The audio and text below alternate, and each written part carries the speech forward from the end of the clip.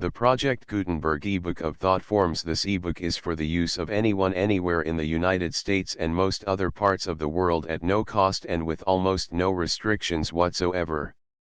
You may copy it, give it away or reuse it under the terms of the Project Gutenberg license included with this ebook or online at www.gutenberg.org. If you are not located in the United States, you will have to check the laws of the country where you are located before using this ebook.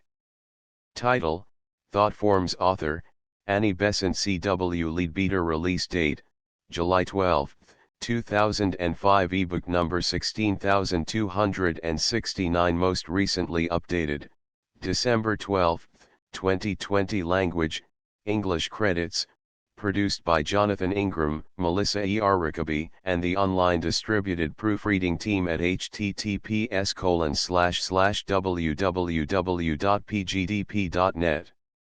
Start of the Project Gutenberg ebook. Thought Forms by Annie Besant and C.W. Leadbeater. The Theosophical Publishing House Ltd. 38, Great Ormond Street, London. WC1. First printed 1901, reprint 1905, reprint 1925. Made and printed in Great Britain by Percy Lund, Humphreys & Co. Ltd. The Country Press, Bradford. Meaning of the colors. Forward. The text of this little book is the joint work of Mr. Leadbeater and myself. Some of it has already appeared as an article in Lucifer, now the Theosophical Review, but the greater part of it is new. The drawing and painting of the thought forms observed by Mr. Leadbeater or by myself, or by both of us together, has been done by three friends, Mr. John Varley, Mr. Prince, and Miss McFarlane, to each of whom we tender our cordial thanks. To paint in earth's dull colors the forms clothed in the living light of other worlds is a hard and thankless task, so much the more gratitude is due to those who have attempted it. They needed colored fire, and had only ground earths. We have also to thank Mr. F. Blybond for allowing us to use his essay on vibration figures, and some of his exquisite drawings. Another friend, who sent us some notes and a few drawings, insists on remaining anonymous, so we can only send our thanks to him with similar anonymity. It is our earnest hope, as it is our belief, that this little book will serve as a striking moral lesson to every reader, making him realize the nature and power of his thoughts, acting as a stimulus to the noble, a curb on the base. With this belief and hope we send it on its way. Annie Besant.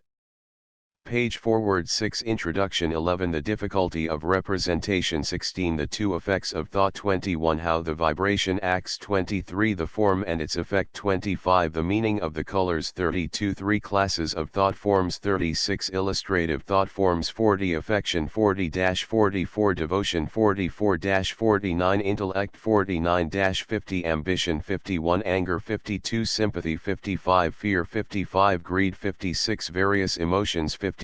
Shipwreck. 57. On the first night. 59. The gamblers. 60. At a street accident. 61. At a funeral. 61. On meeting a friend. 64. Appreciation of a picture. 65. Form seen in meditation. 66. Sympathy and love for all. 66. An aspiration to enfold all. 66. In the six directions. 67. Cosmic order. 68. The logos as manifested in man. 69. The logos pervading all. 70. Another conception. 71. The threefold manifestation. 71. The sevenfold manifestation. 72. Intellectual aspiration. 72. Helpful thoughts. 74. Forms built by music. 75. Mendelssohn. 77. Gounod. 80. Wagner. 82. List of illustrations. Fig.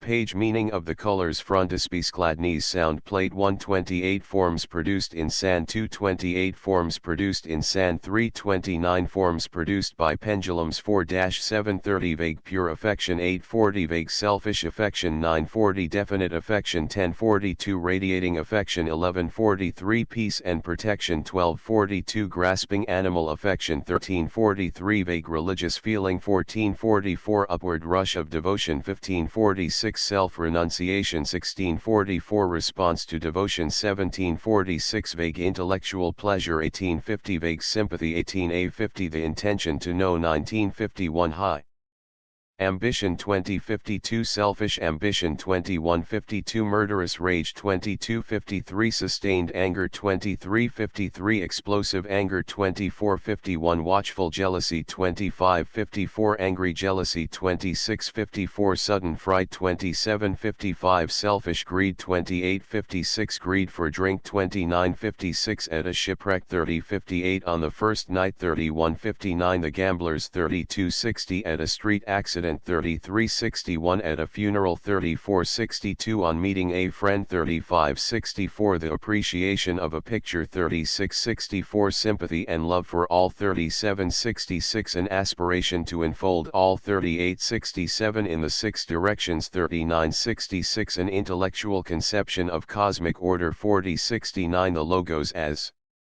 manifested in man 4169, The logos pervading all 42 and 4470, Another conception 4570, The threefold manifestation 4670, The sevenfold manifestation 4770, Intellectual aspiration 4372, Helpful thoughts 48, 49, 50, 51, 52, 53, 5474, Plate music of Mendelssohn 78, Music of Gaunage 80, Music of Wagner 82, Transcribers note: some of the plates are displayed out of sequence to correspond with references to them in the text.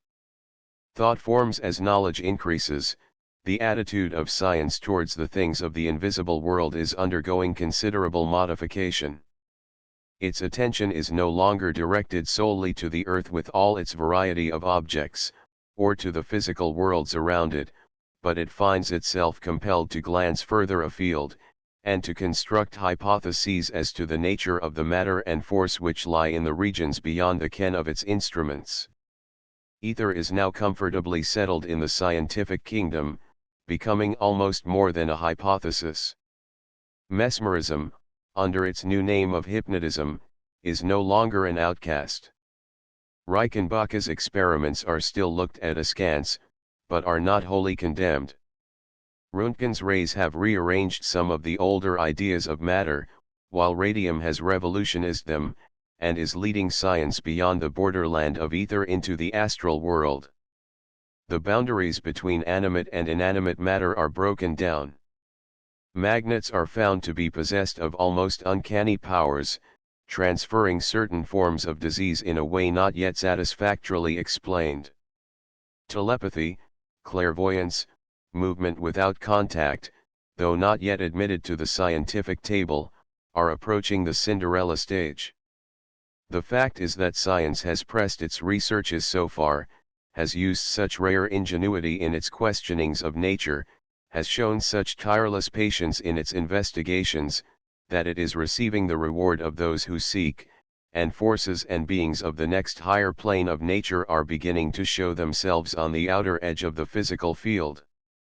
Nature makes no leaps, and as the physicist nears the confines of his kingdom he finds himself bewildered by touches and gleams from another realm which interpenetrates his own.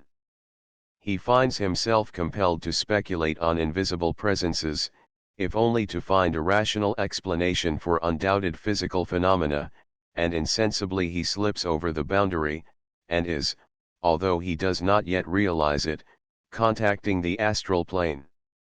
One of the most interesting of the high roads from the physical to the astral is that of the study of thought.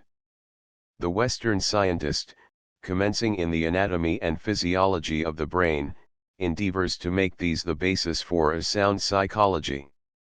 He passes then into the region of dreams, illusions, hallucinations, and as soon as he endeavors to elaborate an experimental science which shall classify and arrange these, he inevitably plunges into the astral plane.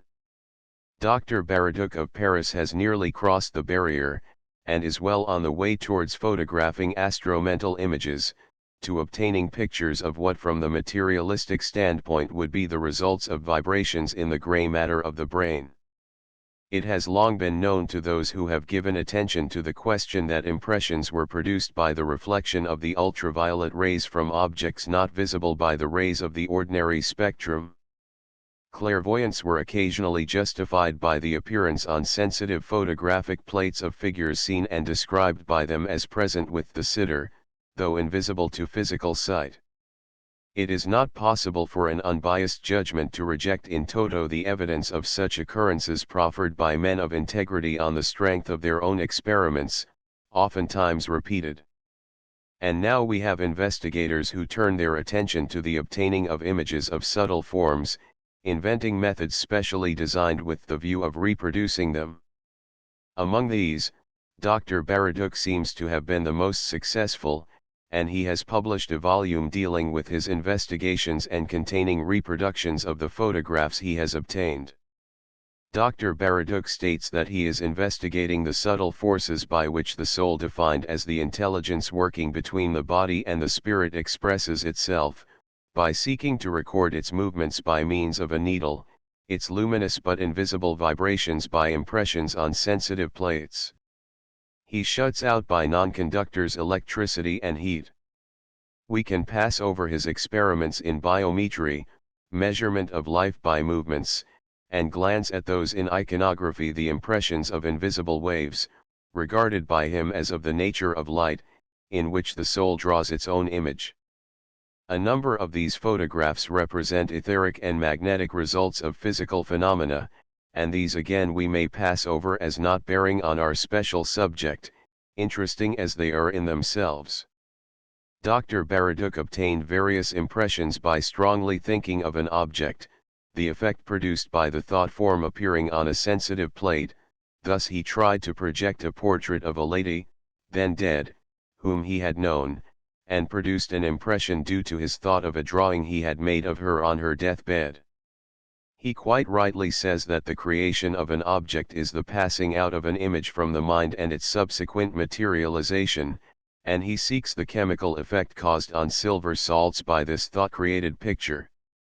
One striking illustration is that of a force raying outwards, the projection of an earnest prayer.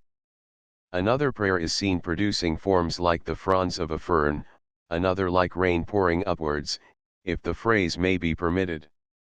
A rippled oblong mass is projected by three persons thinking of their unity in affection. A young boy sorrowing over and caressing a dead bird is surrounded by a flood of curved interwoven threads of emotional disturbance. A strong vortex is formed by a feeling of deep sadness. Looking at this most interesting and suggestive series, it is clear that in these pictures that which is obtained is not the thought image, but the effect caused in etheric matter by its vibrations, and it is necessary to clairvoyantly see the thought in order to understand the results produced. In fact, the illustrations are instructive for what they do not show directly, as well as for the images that appear. It may be useful to put before students, a little more plainly than has hitherto been done, some of the facts in nature which will render more intelligible the results at which Dr. Baraduk is arriving. Necessarily imperfect these must be, a physical photographic camera and sensitive plates not being ideal instruments for astral research, but, as will be seen from the above, they are most interesting and valuable as forming a link between clairvoyant and physical scientific investigations. At the present time, observers outside the Theosophical Society are concerning themselves with the fact that emotional changes show their nature by changes of color in the cloud-like ovoid, or aura, that encompasses all living beings. Articles on the subject are appearing in papers unconnected with the Theosophical Society, and a medical specialist one has collected a large number of cases in which the color of the aura of persons of various types and temperaments is recorded by him. His results resemble closely those arrived at by clairvoyant theosophists and others, and the general unanimity on the subject is sufficient to establish the fact, if the evidence be judged by the usual canons applied to human testimony. The book Man Visible and Invisible dealt with the general subject of the aura.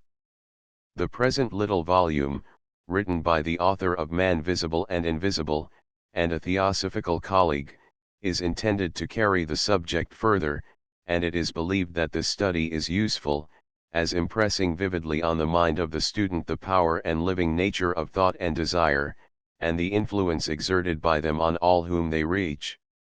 One Dr. Hooker, Gloucester Place, London, W. The difficulty of representation. We have often heard it said that thoughts are things, and there are many among us who are persuaded of the truth of this statement.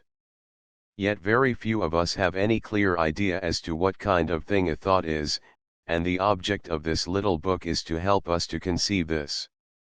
There are some serious difficulties in our way, for our conception of space is limited to 3 dimensions, and when we attempt to make a drawing we practically limit ourselves to 2.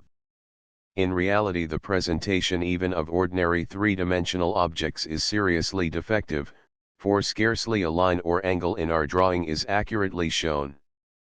If a road crosses the picture, the part in the foreground must be represented as enormously wider than that in the background, although in reality the width is unchanged.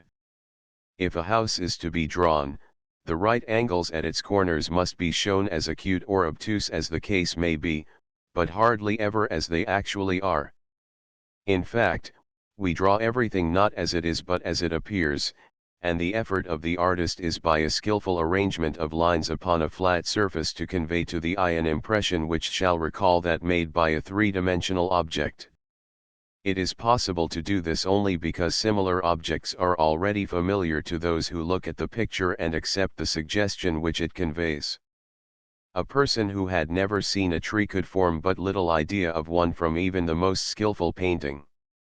If to this difficulty we add the other and far more serious one of a limitation of consciousness, and suppose ourselves to be showing the picture to a being who knew only 2 dimensions, we see how utterly impossible it would be to convey to him any adequate impression of such a landscape as we see. Precisely this difficulty in its most aggravated form stands in our way, when we try to make a drawing of even a very simple thought form. The vast majority of those who look at the picture are absolutely limited to the consciousness of 3 dimensions, and furthermore, have not the slightest conception of that inner world to which thought forms belong, with all its splendid light and color. All that we can do at the best is to represent a section of the thought form, and those whose faculties enable them to see the original cannot but be disappointed with any reproduction of it. Still, those who are at present unable to see anything will gain at least a partial comprehension, and however inadequate it may be, it is at least better than nothing. All students know that what is called the aura of man is the outer part of the cloud-like substance of his higher bodies, interpenetrating each other, and extending beyond the confines of his physical body, the smallest of all. They know also that 2 of these bodies, the mental and desire bodies, are those chiefly concerned with the appearance of what are called thought forms. But in order that the matter may be made clear for all, and not only for students already acquainted with theosophical teachings, a recapitulation of the main facts will not be out of place. Man, the thinker, is clothed in a body composed of innumerable combinations of the subtle matter of the mental plane, this body being more or less refined in its constituents and organized more or less fully for its functions, according to the stage of intellectual development at which the man himself has arrived. The mental body is an object of great beauty, the delicacy and rapid motion of its particles giving it an aspect of living iridescent light, and this beauty becomes an extraordinarily radiant and entrancing loveliness as the intellect becomes more highly evolved and is employed chiefly on pure and sublime topics. Every thought gives rise to a set of correlated vibrations in the matter of this body, accompanied with a marvelous play of color, like that in the spray of a waterfall as the sunlight strikes it, raised to the nth degree of color and vivid delicacy. The body under this impulse throws off a vibrating portion of itself, shaped by the nature of the vibrations as figures are made by sand on a disc vibrating to a musical note, and this gathers from the surrounding atmosphere matter like itself in fineness from the elemental essence of the mental world. We have then a thought form pure and simple, and it is a living entity of intense activity animated by the one idea that generated it. If made of the finer kinds of matter, it will be of great power and energy, and may be used as a most potent agent when directed by a strong and steady will. Into the details of such use we will enter later. When the man's energy flows outwards towards external objects of desire, or is occupied in passional and emotional activities, this energy works in a less subtle order of matter than the mental, in that of the astral world. What is called his desire body is composed of this matter, and it forms the most prominent part of the aura in the undeveloped man. Where the man is of a gross type, the desire body is of the denser matter of the astral plane, and is dull in hue, browns and dirty greens and reds playing a great part in it. Through this will flash various characteristic colors, as his passions are excited. A man of a higher type has his desire body composed of the finer qualities of astral matter, with the colors, rippling over and flashing through it, fine and clear in hue. While less delicate and less radiant than the mental body, it forms a beautiful object, and as selfishness is eliminated all the duller and heavier shades disappear. This desire, or astral, body gives rise to a second class of entities, similar in their general constitution to the thought forms already described, but limited to the astral plane, and generated by the mind under the dominion of the animal nature.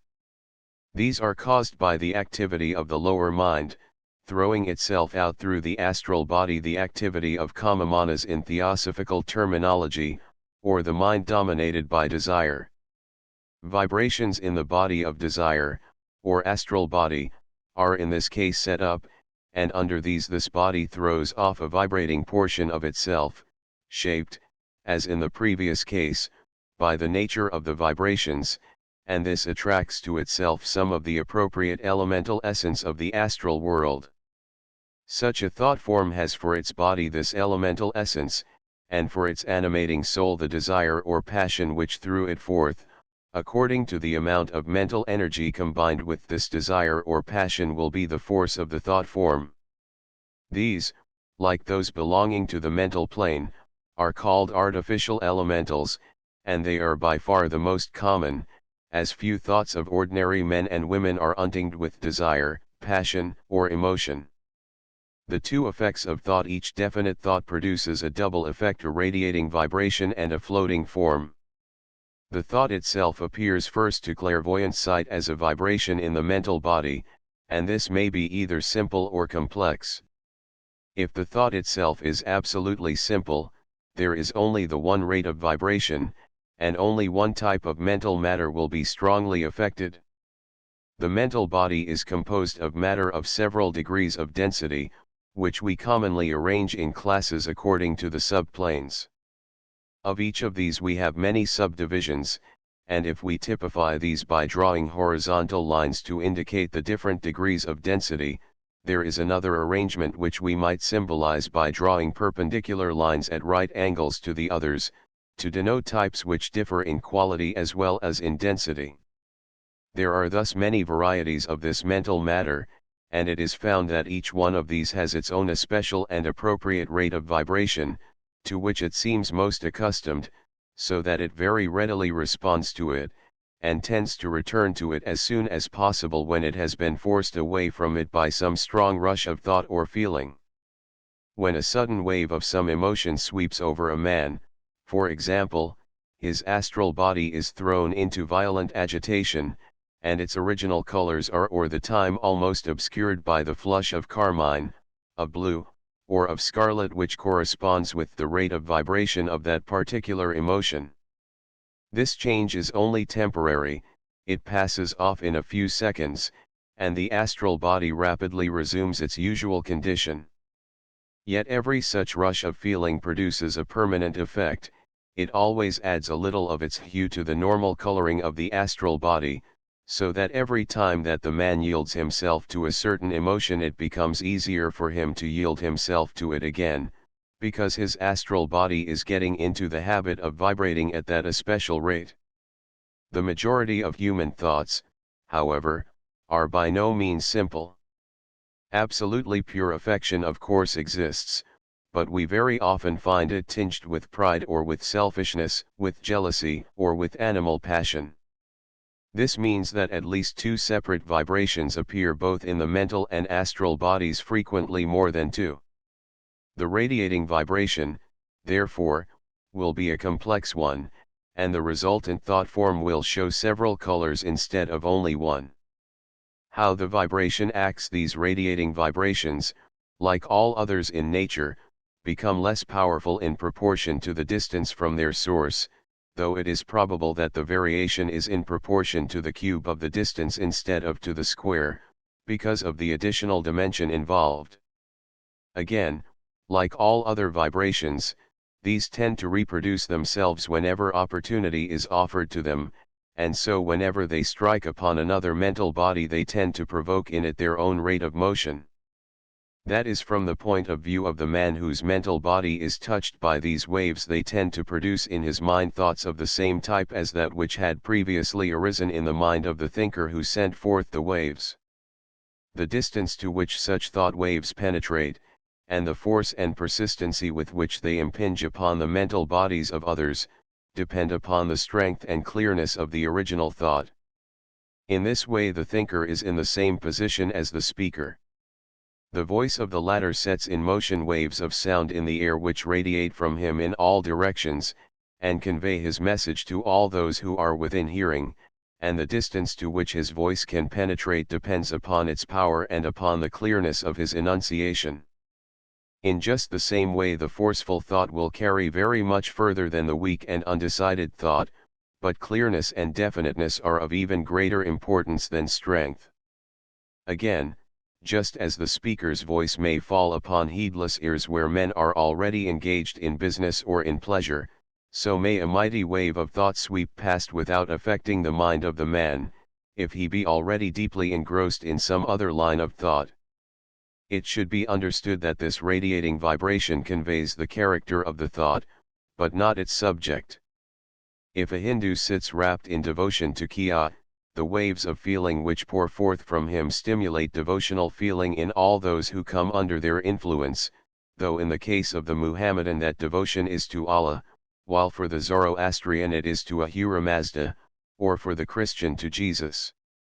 A man thinking keenly upon some high subject pours out from himself vibrations which tend to stir up thought at a similar level in others, but they in no way suggest to those others the special subject of his thought.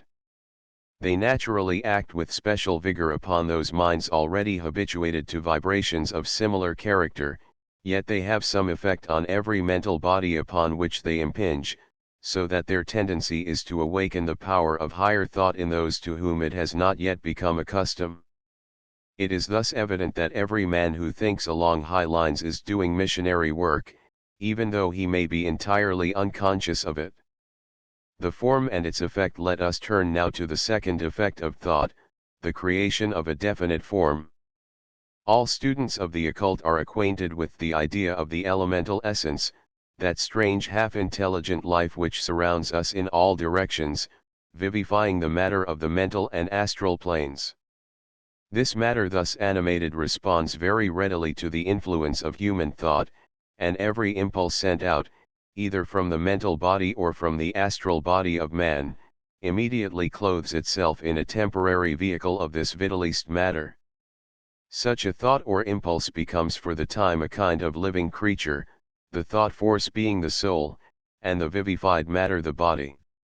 Instead of using the somewhat clumsy paraphrase, astral or mental matter ensouled by the monadic essence at the stage of one of the elemental kingdoms, theosophical writers often, for brevity's sake, call this quickened matter simply elemental essence, and sometimes they speak of the thought form as an elemental. There may be infinite variety in the color and shape of such elementals or thought forms, for each thought draws round it the matter which is appropriate for its expression, and sets that matter into vibration in harmony with its own, so that the character of the thought decides its color, and the study of its variations and combinations is an exceedingly interesting one. This thought form may not inaptly be compared to a Leyden jar, the coating of living essence being symbolized by the jar, and the thought energy by the charge of electricity. If the man's thought or feeling is directly connected with someone else, the resultant thought form moves towards that person and discharges itself upon his astral and mental bodies. If the man's thought is about himself, or is based upon a personal feeling, as the vast majority of thoughts are, it hovers round its creator and is always ready to react upon him whenever he is for a moment in a passive condition. For example, a man who yields himself to thoughts of impurity may forget all about them while he is engaged in the daily routine of his business, even though the resultant forms are hanging round him in a heavy cloud, because his attention is otherwise directed and his astral body is therefore not impressible by any other rate of vibration than its own. When, however, the marked vibration slackens and the man rests after his labors and leaves his mind blank as regards definite thought, he is very likely to feel the vibration of impurity stealing insidiously upon him. If the consciousness of the man be to any extent awakened, he may perceive this and cry out that he is being tempted by the devil, yet the truth is that the temptation is from without only in appearance, since it is nothing but the natural reaction upon him of his own thought forms. Each man travels through space enclosed within a cage of his own building, surrounded by a mass of the forms created by his habitual thoughts. Through this medium he looks out upon the world, and naturally he sees everything tinged with its predominant colors, and all rates of vibration which reach him from without are more or less modified by its rate. Thus until the man learns complete control of thought and feeling, he sees nothing as it really is, since all his observations must be made through this medium, which distorts and colors everything like badly made glass. If the thought form be neither definitely personal nor specially aimed at someone else, it simply floats detached in the atmosphere, all the time radiating vibrations similar to those originally sent forth by its creator. If it does not come into contact with any other mental body, this radiation gradually exhausts its store of energy, and in that case the form falls to pieces. But if it succeeds in awakening sympathetic vibration in any mental body near at hand, an attraction is set up, and the thought form is usually absorbed by that mental body. Thus we see that the influence of the thought form is by no means so far-reaching as that of the original vibration, but in so far as it acts with much greater precision. What it produces in the mind-body which it influences is not merely a thought of an order similar to that which gave it birth, it is actually the same thought. The radiation may affect thousands and stir up in them thoughts on the same level as the original, and yet it may happen that no one of them will be identical with that original. The thought form can affect only very few, but in those few cases it will reproduce exactly the initiatory idea.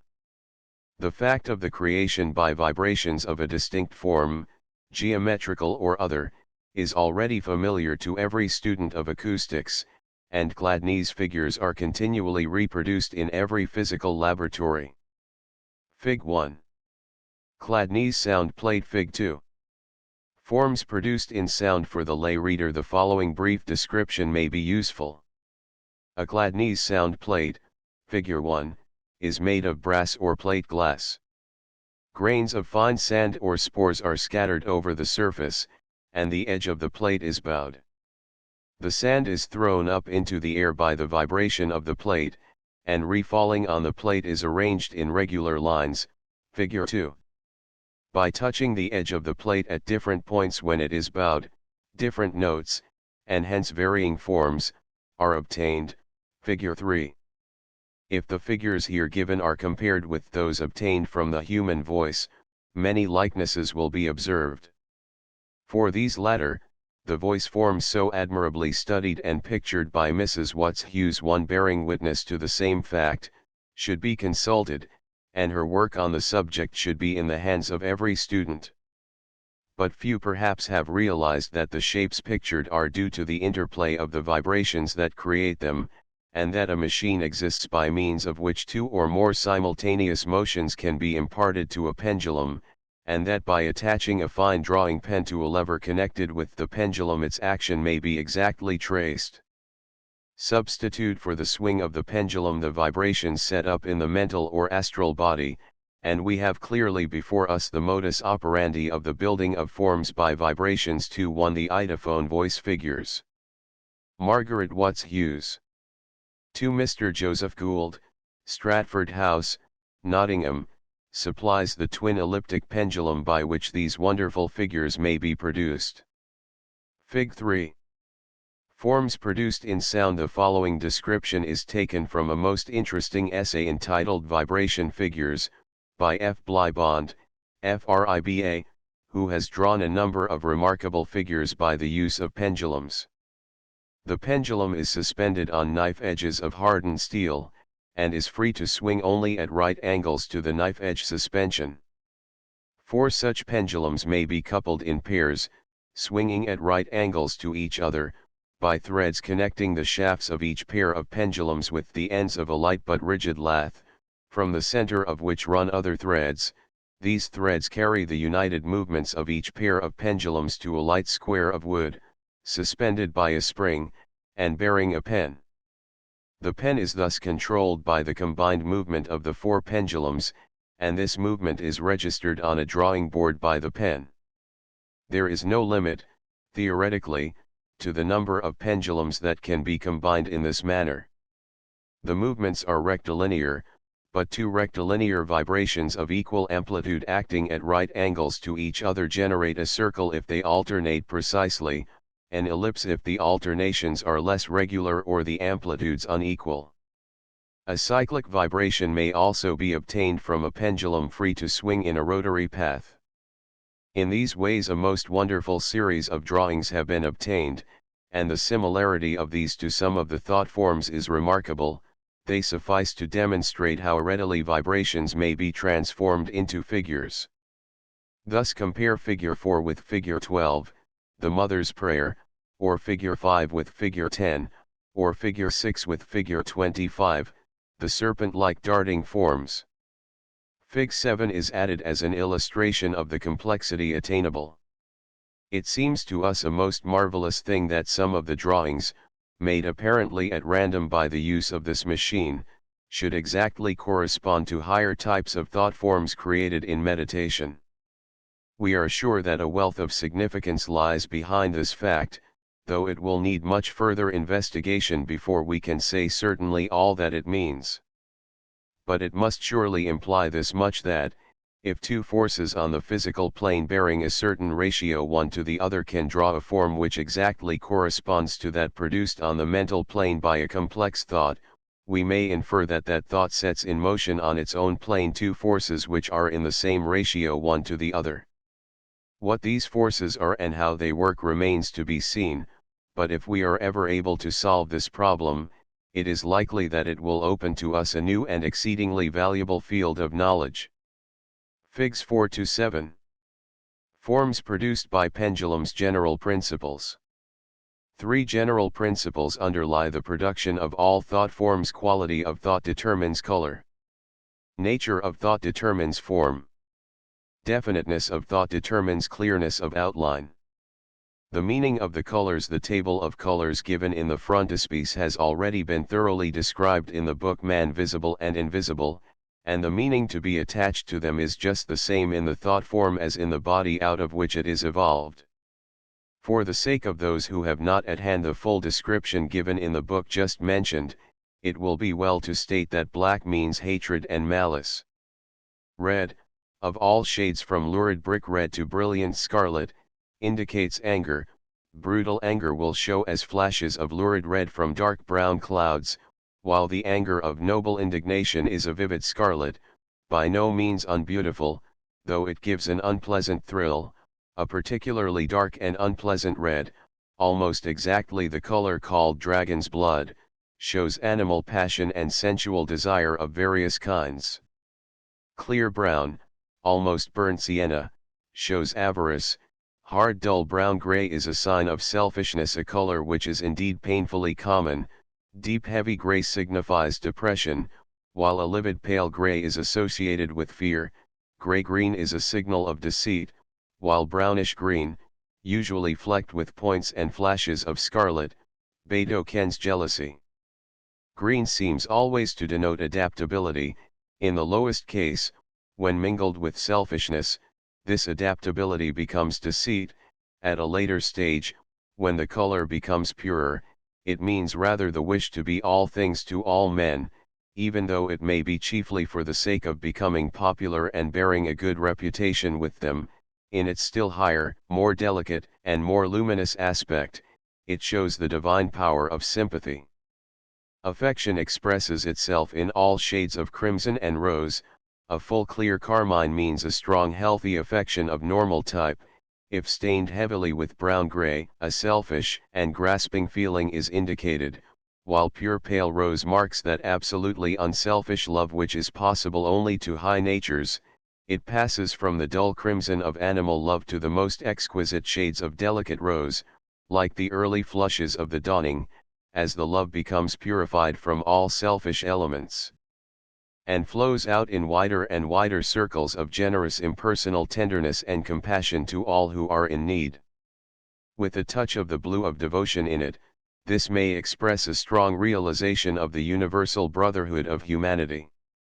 Deep orange imports pride or ambition, and the various shades of yellow denote intellect or intellectual gratification, dull yellow ochre implying the direction of such faculty to selfish purposes, while clear gamboge shows a distinctly higher type, and pale luminous primrose yellow is a sign of the highest and most unselfish use of intellectual power, the pure reason directed to spiritual ends. The different shades of blue all indicate religious feeling, and range through all hues from the dark brown blue of selfish devotion, or the pallid gray blue of fetish worship tinged with fear, up to the rich deep clear color of heartfelt adoration, and the beautiful pale azure of that highest form which implies self-renunciation and union with the divine. The devotional thought of an unselfish heart is very lovely in color, like the deep blue of a summer sky. Through such clouds of blue will often shine out golden stars of great brilliancy, darting upwards like a shower of sparks. A mixture of affection and devotion is manifested by a tint of violet, and the more delicate shades of this invariably show the capacity of absorbing and responding to a high and beautiful ideal. The brilliancy and the depth of the colors are usually a measure of the strength and the activity of the feeling. Another consideration which must not be forgotten is the type of matter in which these forms are generated. If a thought be purely intellectual and impersonal, for example, if the thinker is attempting to solve a problem in algebra or geometry, the thought form and the wave of vibration will be confined entirely to the mental plane. If, however, the thought be of a spiritual nature, if it be tinged with love and aspiration or deep unselfish feeling, it will rise upwards from the mental plane and will borrow much of the splendor and glory of the Buddhic level. In such a case its influence is exceedingly powerful, and every such thought is a mighty force for good which cannot but produce a decided effect upon all mental bodies within reach, if they contain any quality at all capable of response. If, on the other hand, the thought has in it something of self or of personal desire, at once its vibration turns downwards, and it draws round itself a body of astral matter in addition to its clothing of mental matter. Such a thought form is capable of acting upon the astral bodies of other men as well as their minds, so that it can not only raise thought within them, but can also stir up their feelings. Three classes of thought forms. From the point of view of the forms which they produce, we may group thought into three classes. 1. That which takes the image of the thinker. When a man thinks of himself as in some distant place, or wishes earnestly to be in that place, he makes a thought form in his own image which appears there. Such a form has not infrequently been seen by others, and has sometimes been taken for the astral body or apparition of the man himself. In such a case, either the seer must have enough of clairvoyance for the time to be able to observe that astral shape, or the thought form must have sufficient strength to materialize itself, that is, to draw round itself temporarily a certain amount of physical matter. The thought which generates such a form as this must necessarily be a strong one, and it therefore employs a larger proportion of the matter of the mental body, so that though the form is small and compressed when it leaves the thinker, it draws round it a considerable amount of astral matter, and usually expands to life size before it appears at its destination. 2. That which takes the image of some material object. When a man thinks of his friend, he forms within his mental body a minute image of that friend, which often passes outward and usually floats suspended in the air before him. In the same way, if he thinks of a room, a house, a landscape, tiny images of these things are formed within the mental body and afterwards externalized. This is equally true when he is exercising his imagination. The painter who forms a conception of his future picture builds it up out of the matter of his mental body, and then projects it into space in front of him, keeps it before his mind's eye, and copies it. The novelist in the same way builds images of his character in mental matter, and by the exercise of his will moves these puppets from one position or grouping to another, so that the plot of his story is literally acted out before him.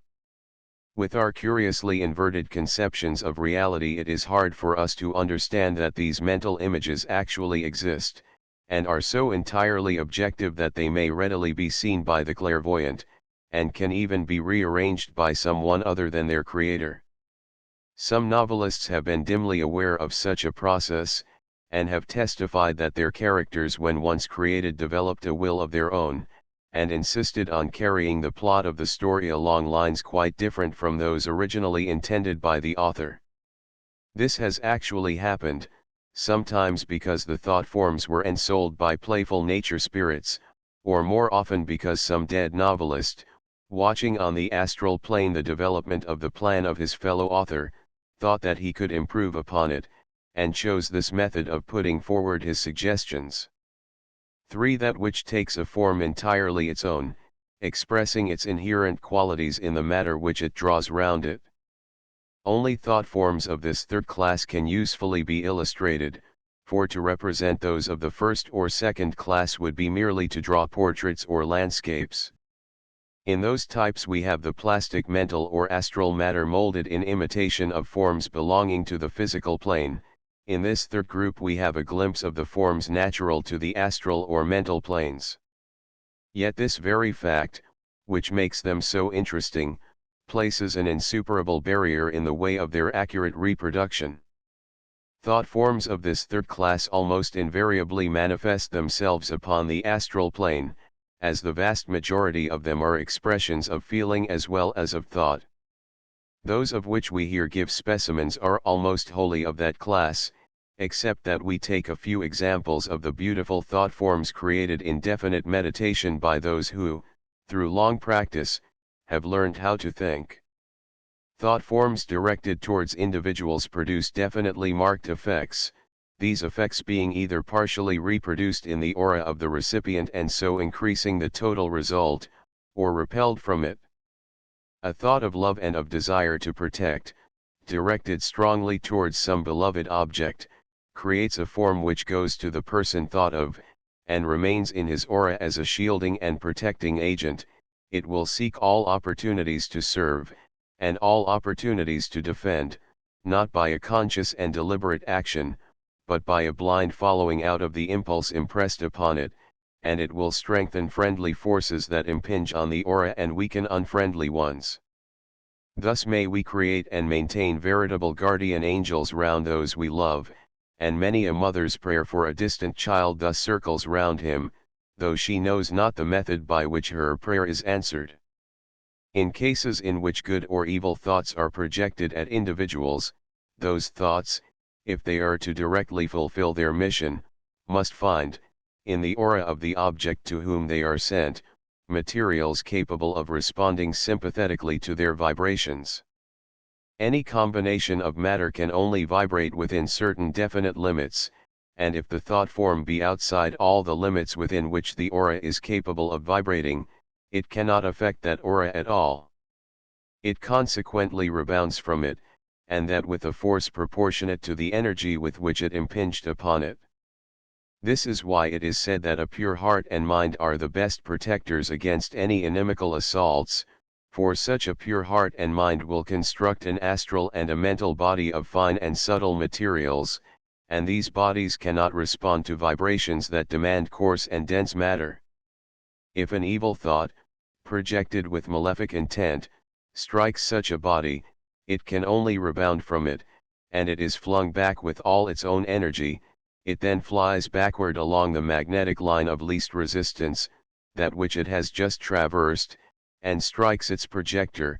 He, having matter in his astral and mental bodies similar to that of the thought form he generated, is thrown into respondent vibrations, and suffers the destructive effects he had intended to cause to another. Thus curses and blessings come home to roost. From this arise also the very serious effects of hating or suspecting a good and highly advanced man. The thought forms sent against him cannot injure him, and they rebound against their projectors, shattering them mentally, morally, or physically. Several such instances are well known to members of the Theosophical Society, having come under their direct observation. So long as any of the coarser kinds of matter connected with evil and selfish thoughts remain in a person's body, he is open to attack from those who wish him evil, but when he has perfectly eliminated these by self-purification, his haters cannot injure him, and he goes on calmly and peacefully amid all the darts of their malice. But it is bad for those who shoot out such darts. Another point that should be mentioned before passing to the consideration of our illustrations is that every one of the thought forms here given is drawn from life. They are not imaginary forms, prepared as some dreamer thinks that they ought to appear. They are representations of forms actually observed as thrown off by ordinary men and women, and either reproduced with all possible care and fidelity by those who have seen them, or with the help of artists to whom the seers have described them. For convenience of comparison, thought forms of a similar kind are grouped together. Illustrative thought forms: affection, vague pure affection. Fig 8 is a revolving cloud of pure affection, and except for its vagueness it represents a very good feeling. The person from whom it emanates is happy and at peace with the world, thinking dreamily of some friend whose very presence is a pleasure. There is nothing keen or strong about the feeling, yet it is one of gentle well-being, and of an unselfish delight in the proximity of those who are beloved. The feeling which gives birth to such a cloud is pure of its kind, but there is in it no force capable of producing definite results. An appearance by no means unlike this frequently surrounds a gently purring cat, and radiates slowly outward from the animal in a series of gradually enlarging concentric shells of rosy cloud, fading into invisibility at a distance of a few feet from their drowsily contented creator. Fig 8. Vague pure affection, vague selfish affection. Fig 9 shows us also a cloud of affection, but this time it is deeply tinged with a far less desirable feeling. The dull hard brown gray of selfishness shows itself very decidedly among the carmine of love, and thus we see that the affection which is indicated is closely connected with satisfaction at favors already received, and with a lively anticipation of others to come in the near future. Indefinite as was the feeling which produced the cloud in Fig 8, it was at least free from this taint of selfishness, and it therefore showed a certain nobility of nature in its author. Fig 9 represents what takes the place of that condition of mind at a lower level of evolution. It would scarcely be possible that these two clouds should emanate from the same person in the same incarnation. Yet there is good in the man who generates this second cloud, though as yet it is but partially evolved. A vast amount of the average affection of the world is of this type, and it is only by slow degrees that it develops towards the other and higher manifestation. Fig 9. Vague selfish affection, definite affection. Even the first glance at Fig 10 shows us that here we have to deal with something of an entirely different nature, something effective and capable, something that will achieve a result. The color is fully equal to that of Fig 8 in clearness and depth and transparency, but what was there a mere sentiment is in this case translated into emphatic intention coupled with unhesitating action. Those who have seen the book Man Visible and Invisible will recollect that in Plate 11 of that volume is depicted the effect of a sudden rush of pure unselfish affection as it showed itself in the astral body of a mother, as she caught up her little child and covered it with kisses. Various changes resulted from that sudden outburst of emotion, One of them was the formation within the astral body of large crimson coils or vortices lined with living light. Each of these is a thought form of intense affection generated as we have described, and almost instantaneously ejected towards the object of the feeling. Fig 10 depicts just such a thought form after it has left the astral body of its author, and is on its way towards its goal. It will be observed that the almost circular form has changed into one somewhat resembling a projectile or the head of a comet, and it will be easily understood that this alteration is caused by its rapid forward motion. The clearness of the color assures us of the purity of the emotion which gave birth to this thought form, while the precision of its outline is unmistakable evidence of power and of vigorous purpose. The soul that gave birth to a thought form such as this must already be one of a certain amount of development. Fig 10. Definite affection. Radiating affection. Fig 11 gives us our first example of a thought form intentionally generated, since its author is making the effort to pour himself forth in love to all beings. It must be remembered that all these forms are in constant motion.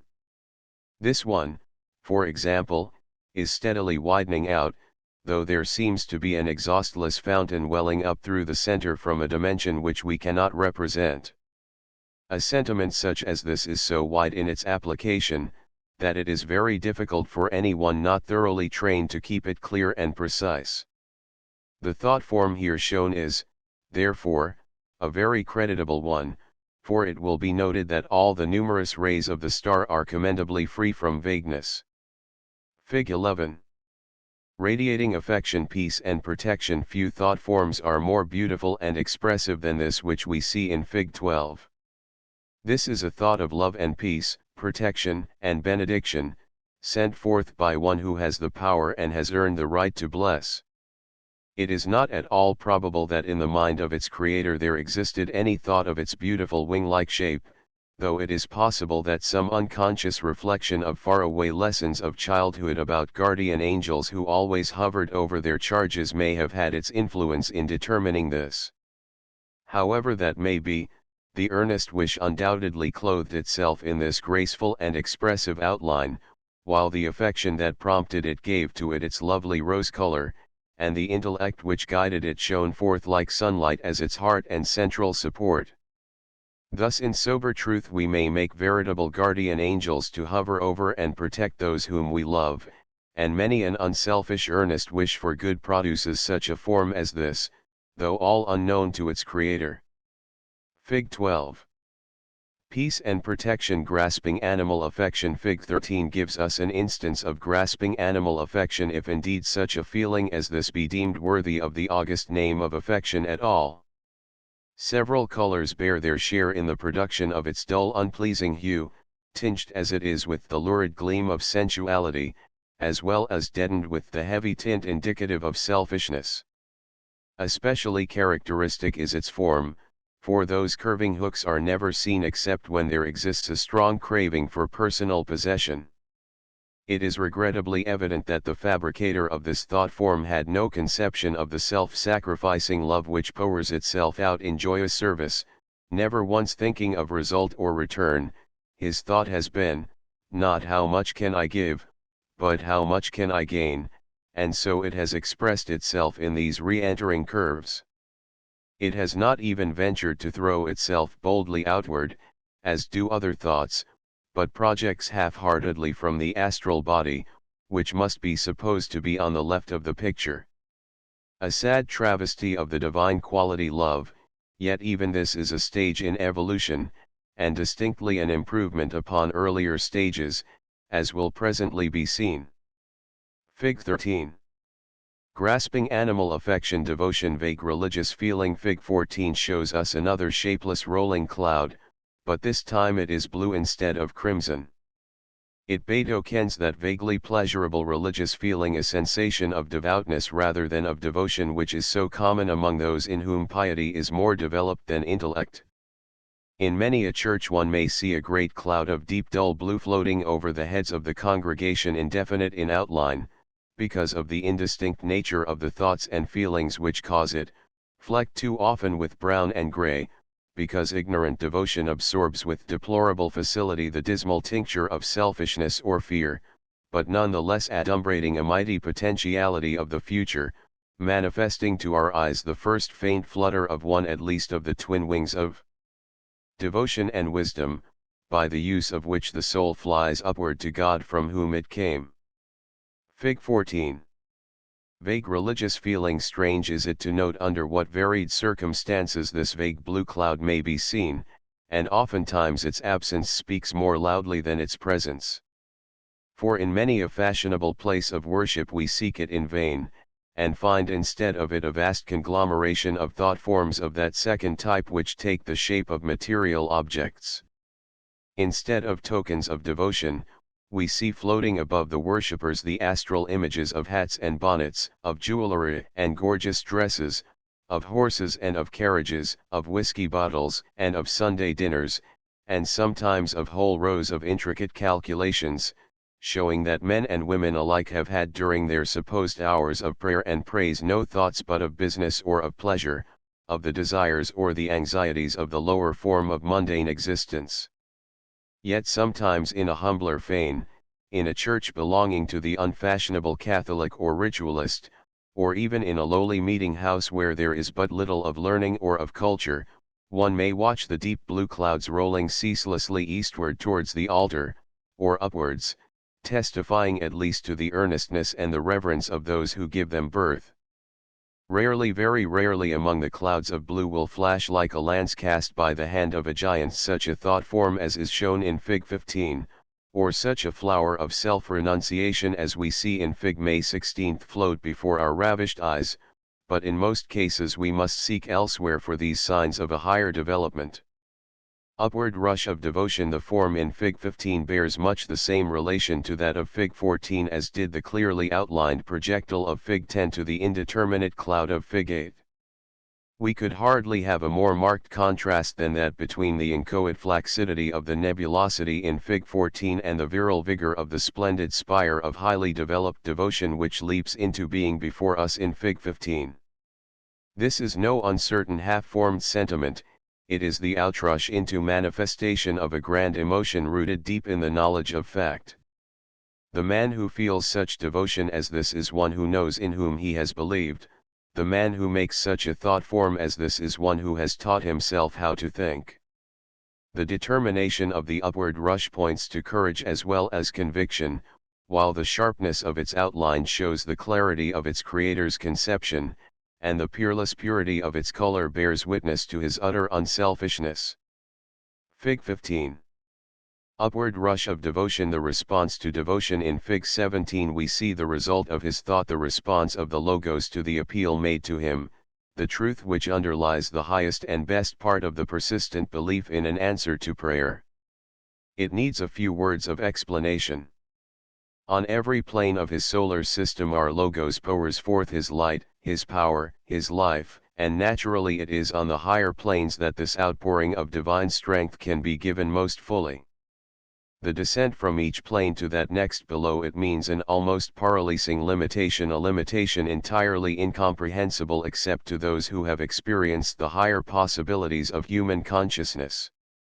Thus the divine life flows forth with incomparably greater fullness on the mental plane than on the astral, and yet even its glory at the mental level is ineffably transcended by that of the Buddhic plane. Normally each of these mighty waves of influence spreads about its appropriate plane horizontally, as it were, but it does not pass into the obscuration of a plane lower than that for which it was originally intended. Fig. 17. Response to devotion. Yet there are conditions under which the grace and strength peculiar to a higher plane may in a measure be brought down to a lower one, and may spread abroad there with wonderful effect. This seems to be possible only when a special channel is for the moment opened, and that work must be done from below and by the effort of man. It has before been explained that whenever a man's thought or feeling is selfish, the energy which it produces moves in a close curve, and thus inevitably returns and expends itself upon its own level, but when the thought or feeling is absolutely unselfish, its energy rushes forth in an open curve, and thus does not return in the ordinary sense, but pierces through into the plane above, because only in that higher condition, with its additional dimension, can it find room for its expansion. But in thus breaking through, such a thought or feeling holds open a door, to speak symbolically, of dimension equivalent to its own diameter, and thus furnishes the requisite channel through which the divine force appropriate to the higher plane can pour itself into the lower with marvelous results, not only for the thinker but for others. An attempt is made in Fig 17 to symbolize this, and to indicate the great truth that an infinite flood of the higher type of force is always ready and waiting to pour through when the channel is offered, just as the water in a cistern may be said to be waiting to pour through the first pipe that may be opened. The result of the descent of divine life is a very great strengthening and uplifting of the maker of the channel, and the spreading all about him of a most powerful and beneficent influence. This effect has often been called an answer to prayer, and has been attributed by the ignorant to what they call a special interposition of providence, instead of to the unerring action of the great and immutable divine law. Self-renunciation Fig 16 gives us yet another form of devotion, producing an exquisitely beautiful form of a type quite new to us, a type in which one might at first sight suppose that various graceful shapes belonging to animate nature were being imitated. Fig 16, for example, is somewhat suggestive of a partially opened flower bud, while other forms are found to bear a certain resemblance to shells or leaves or tree shapes. Manifestly, however, these are not and cannot be copies of vegetable or animal forms, and it seems probable that the explanation of the similarity lies very much deeper than that. An analogous and even more significant fact is that some very complex thought forms can be exactly imitated by the action of certain mechanical forces, as has been said above. While with our present knowledge it would be unwise to attempt a solution of the very fascinating problem presented by these remarkable resemblances, it seems likely that we are obtaining a glimpse across the threshold of a very mighty mystery, for if by certain thoughts we produce a form which has been duplicated by the processes of nature, we have at least a presumption that these forces of nature work along lines somewhat similar to the action of those thoughts. Since the universe is itself a mighty thought form called into existence by the Logos, it may well be that tiny parts of it are also the thought forms of minor entities engaged in the same work, and thus perhaps we may approach a comprehension of what is meant by the 330 million devas of the Hindus. Fig 16. Self-renunciation. This form is of the loveliest pale azure, with a glory of white light shining through it, something indeed to tax the skill even of the indefatigable artist who works so hard to get them as nearly right as possible. It is what a Catholic would call a definite act of devotion, better still, an act of utter selflessness, of self-surrender and renunciation. Intellect. Vague intellectual pleasure. Fig 18 represents a vague cloud of the same order as those shown in Figs 8 and 14, but in this case the color is yellow instead of crimson or blue. Yellow in any of man's vehicles always indicates intellectual capacity, but its shades vary very much, and it may be complicated by the admixture of other hues. Generally speaking, it has a deeper and duller tint if the intellect is directed chiefly into lower channels, more especially if the objects are selfish. In the astral or mental body of the average man of business it would show itself as yellow ochre, while pure intellect devoted to the study of philosophy or mathematics appears frequently to be golden, and this rises gradually to a beautiful clear and luminous lemon or primrose yellow when a powerful intellect is being employed absolutely unselfishly for the benefit of humanity. Most yellow thought forms are clearly outlined, and a vague cloud of this color is comparatively rare. It indicates intellectual pleasure, appreciation of the result of ingenuity, or the delight felt in clever workmanship. Such pleasure as the ordinary man derives from the contemplation of a picture usually depends chiefly upon the emotions of admiration, affection, or pity which it arouses within him, or sometimes, if it portrays a scene with which he is familiar, its charm consists in its power to awaken the memory of past joys. An artist, however, may derive from a picture of pleasure of an entirely different character, based upon his recognition of the excellence of the work, and of the ingenuity which has been exercised in producing certain results. Such pure intellectual gratification shows itself in a yellow cloud, and the same effect may be produced by delight in musical ingenuity, or the subtleties of argument. A cloud of this nature betokens the entire absence of any personal emotion, for if that were present it would inevitably tinge the yellow with its own appropriate color. Fig 18. Vague intellectual pleasure. The intention to know. Fig 19 is of interest as showing us something of the growth of a thought form.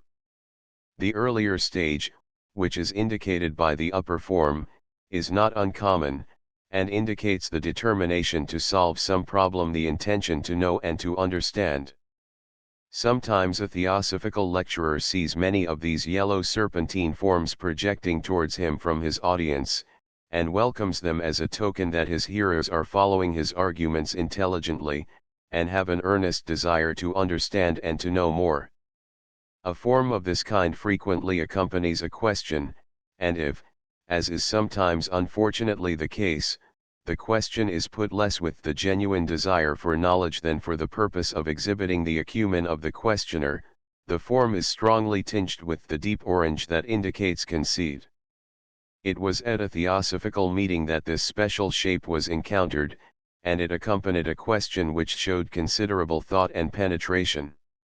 The answer at first given was not thoroughly satisfactory to the inquirer, who seems to have received the impression that his problem was being evaded by the lecturer. His resolution to obtain a full and thorough answer to his inquiry became more determined than ever, and his thought form deepened in color and changed into the second of the two shapes, resembling a corkscrew even more closely than before. Forms similar to these are constantly created by ordinary idle and frivolous curiosity, but as there is no intellect involved in that case the color is no longer yellow, but usually closely resembles that of decaying meat, somewhat like that shown in Fig 29 as expressing a drunken man's craving for alcohol. Fig 19. The intention to know. High ambition. Fig 20 gives us another manifestation of desire, the ambition for place or power.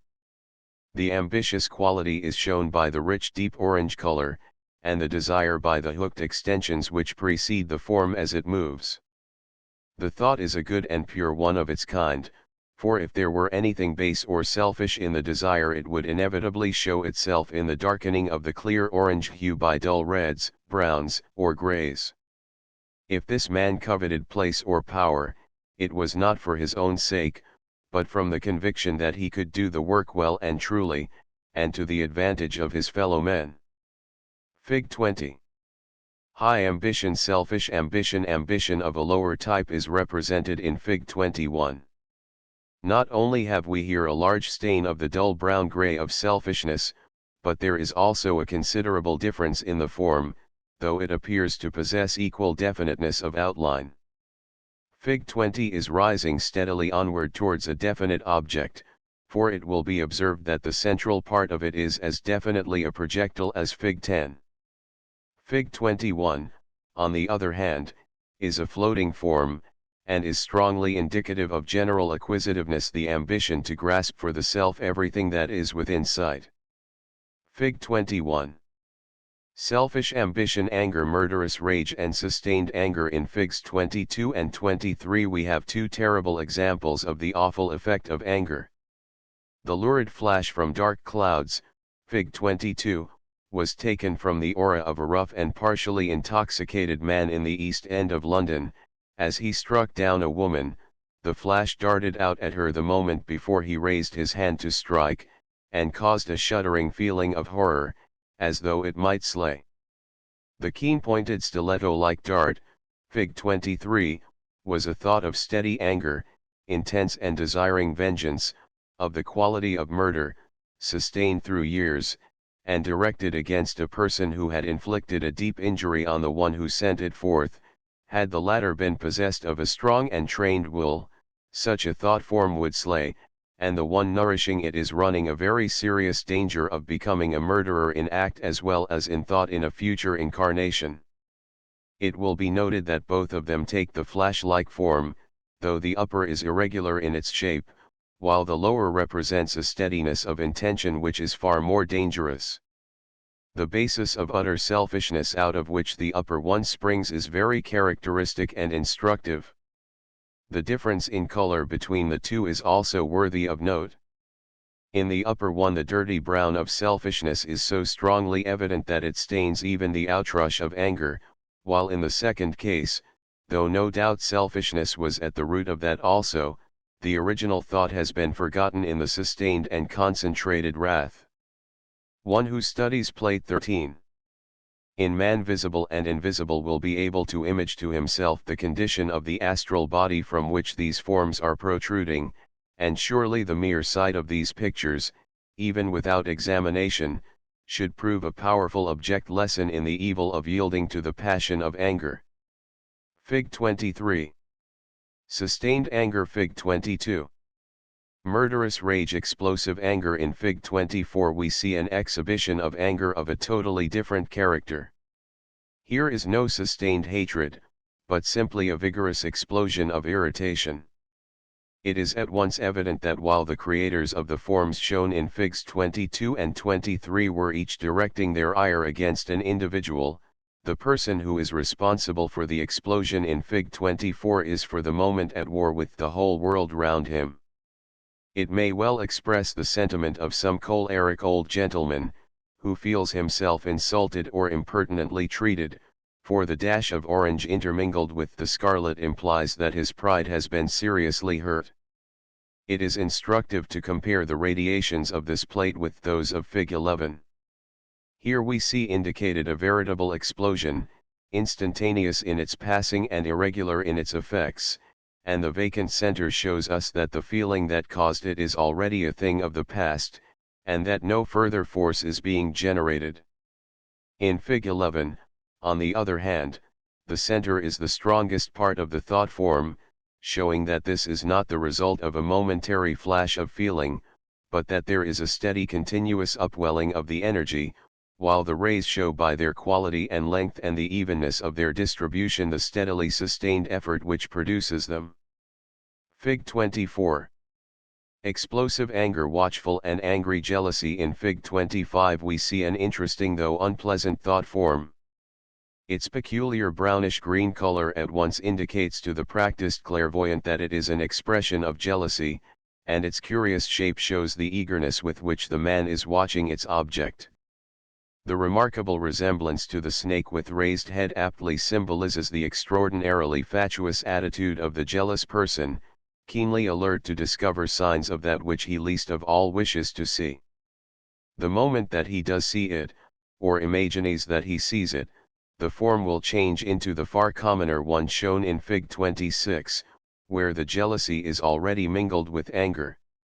It may be noted that here the jealousy is merely a vague cloud, though interspersed with very definite flashes of anger ready to strike at those by whom it fancies itself to be injured, whereas in Fig 25, where there is no anger as yet, the jealousy itself has a perfectly definite and very expressive outline. Fig 25. Watchful jealousy. Fig 26. Angry jealousy. Sympathy. Vague sympathy. In Fig 18a we have another of the vague clouds, but this time its green color shows us that it is a manifestation of the feeling of sympathy. We may infer from the indistinct character of its outline that it is not a definite and active sympathy, such as would instantly translate itself from thought into deed. It marks rather such a general feeling of commiseration as might come over a man who read an account of a sad accident, or stood at the door of a hospital ward looking in upon the patients. Fig 18a. Vague sympathy. Fear. Sudden fright. One of the most pitiful objects in nature is a man or an animal in a condition of abject fear, and an examination of Plate 14. In Man Visible and Invisible shows that under such circumstances the astral body presents no better appearance than the physical.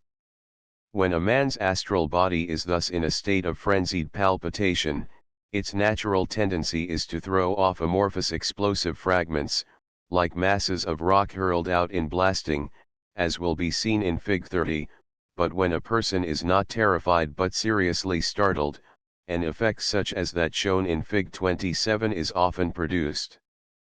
In one of the photographs taken by Dr. Baraduc of Paris, it was noticed that an eruption of broken circles resulted from sudden annoyance, and this outrush of crescent-shaped forms seems to be of somewhat the same nature, though in this case there are the accompanying lines of matter which even increase the explosive appearance. It is noteworthy that all the crescents to the right hand, which must obviously have been those expelled earliest, show nothing but the livid gray of fear, but a moment later the man is already partially recovering from the shock, and beginning to feel angry that he allowed himself to be startled. This is shown by the fact that the later crescents are lined with scarlet, evidencing the mingling of anger and fear, while the last crescent is pure scarlet, telling us that even already the fright is entirely overcome, and only the annoyance remains. Fig 27. Sudden fright, greed, selfish greed. Fig 28 gives us an example of selfish greed, a far lower type than Fig 21. It will be noted that here there is nothing even so lofty as ambition, and it is also evident from the tinge of muddy green that the person from whom this unpleasant thought is projecting is quite ready to employ deceit in order to obtain her desire. While the ambition of Fig 21 was general in its nature, the craving expressed in Fig 28 is for a particular object towards which it is reaching out, for it will be understood that this thought form, like that in Fig 13, remains attached to the astral body, which must be supposed to be on the left of the picture. Claw-like forms of this nature are very frequently to be seen converging upon a woman who wears a new dress or bonnet, or some specially attractive article of jewelry. The thought form may vary in color according to the precise amount of envy or jealousy which is mingled with the lust for possession, but an approximation to the shape indicated in our illustration will be found in all cases. Not infrequently people gathered in front of a shop window may be seen thus protruding astral cravings through the glass. Fig 28. Selfish greed, greed for drink. In Fig 29 we have another variant of the same passion, perhaps at an even more degraded and animal level. This specimen was taken from the astral body of a man just as he entered at the door of a drinking shop. The expectation of and the keen desire for the liquor which he was about to absorb showed itself in the projection in front of him of this very unpleasant appearance. Once more the hooked protrusions show the craving, while the color and the coarse mottled texture show the low and sensual nature of the appetite. Sexual desires frequently show themselves in an exactly similar manner. Men who give birth to forms such as this are as yet but little removed from the animal. As they rise in the scale of evolution, the place of this form will gradually be taken by something resembling that shown in Fig 13, and very slowly, as development advances, that in turn will pass through the stages indicated in Figs 9 and 8, until at last all selfishness is cast out, and the desire to have has been transmuted into the desire to give, and we arrive at the splendid results shown in Figs 11 and 10. Fig 29. Greed for drink. Various emotions at a shipwreck. Very serious is the panic which has occasioned the very interesting group of thought forms which are depicted in Fig 30. They were seen simultaneously, arranged exactly as represented, though in the midst of indescribable confusion, so their relative positions have been retained, though in explaining them it will be convenient to take them in reverse order. They were called forth by a terrible accident, and they are instructive as showing how differently people are affected by sudden and serious danger.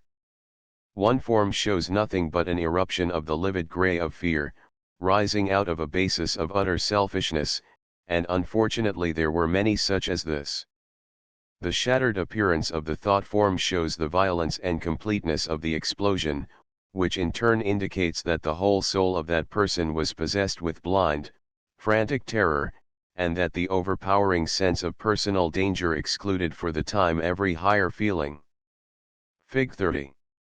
At a shipwreck, the second form represents at least an attempt at self-control, and shows the attitude adopted by a person having a certain amount of religious feeling. The thinker is seeking solace in prayer, and endeavoring in this way to overcome her fear. This is indicated by the point of grayish blue which lifts itself hesitatingly upwards. The color shows, however, that the effort is but partially successful, and we see also from the lower part of the thought form, with its irregular outline and its falling fragments, that there is in reality almost as much fright here as in the other case. But at least this woman has had presence of mind enough to remember that she ought to pray, and is trying to imagine that she is not afraid as she does it, whereas in the other case there was absolutely no thought beyond selfish terror. The one retains still some semblance of humanity, and some possibility of regaining self-control, the other has for the time cast aside all remnants of decency, and is an abject slave to overwhelming emotion. A very striking contrast to the humiliating weakness shown in these two forms is the splendid strength and decision of the third. Here we have no amorphous mass with quivering lines and explosive fragments, but a powerful, clear-cut, and definite thought, obviously full of force and resolution. For this is the thought of the officer in charge, the man responsible for the lives and the safety of the passengers, and he rises to the emergency in a most satisfactory manner. It does not even occur to him to feel the least shadow of fear, he has no time for that. Though the scarlet of the sharp point of his weapon-like thought form shows anger that the accident should have happened, the bold curve of orange immediately above it betokens perfect self-confidence and certainty of his power to deal with the difficulty. The brilliant yellow implies that his intellect is already at work upon the problem, while the green which runs side by side with it denotes the sympathy which he feels for those whom he intends to save. A very striking and instructive group of thought forms. On the first night, Fig 31 is also an interesting specimen, perhaps unique, for it represents the thought form of an actor while waiting to go upon the stage for a first night performance. The broad band of orange in the center is very clearly defined, and is the expression of a well-founded self-confidence, the realization of many previous successes, and the reasonable expectation that on this occasion another will be added to the list. Yet in spite of this there is a good deal of unavoidable uncertainty as to how this new play may strike the fickle public, and on the whole the doubt and fear overbalance the certainty and pride, for there is more of the pale gray than of the orange, and the whole thought form vibrates like a flag flapping in a gale of wind. It will be noted that while the outline of the orange is exceedingly clear and definite, that of the gray is much vaguer. Fig 31. On the first night the gamblers, the forms shown in Fig 32, were observed simultaneously at the great gambling house at Monte Carlo. Both represent some of the worst of human passions, and there is little to choose between them, although they represent the feelings of the successful and the unsuccessful gambler respectively. The lower form has a strong resemblance to a lurid and gleaming eye, though this must be simply a coincidence, for when we analyze it we find that its constituent parts and colors can be accounted for without difficulty. The background of the whole thought is an irregular cloud of deep depression, heavily marked by the dull brown-gray of selfishness and the livid hue of fear. In the center we find a clearly marked scarlet ring showing deep anger and resentment at the hostility of fate, and within that is a sharply outlined circle of black expressing the hatred of the ruined man for those who have won his money. The man who can send forth such a thought form as this is surely in imminent danger, for he has evidently descended into the very depths of despair. Being a gambler he can have no principle to sustain him, so that he would be by no means unlikely to resort to the imaginary refuge of suicide, only to find on awakening into astral life that he had changed his condition for the worse instead of for the better, as the suicide always does, since his cowardly action cuts him off from the happiness and peace which usually follow death. Fig 32.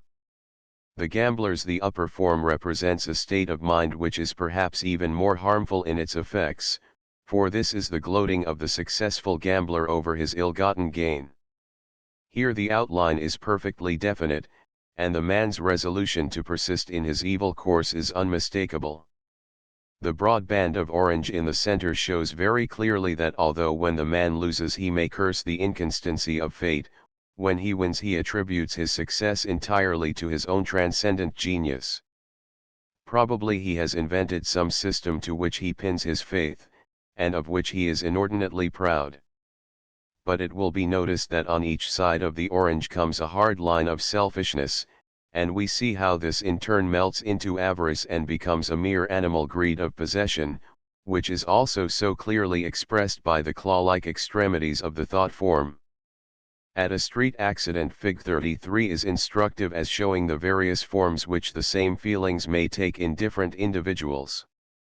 These two evidences of emotion were seen simultaneously among the spectators of a street accident, a case in which someone was knocked down and slightly injured by a passing vehicle.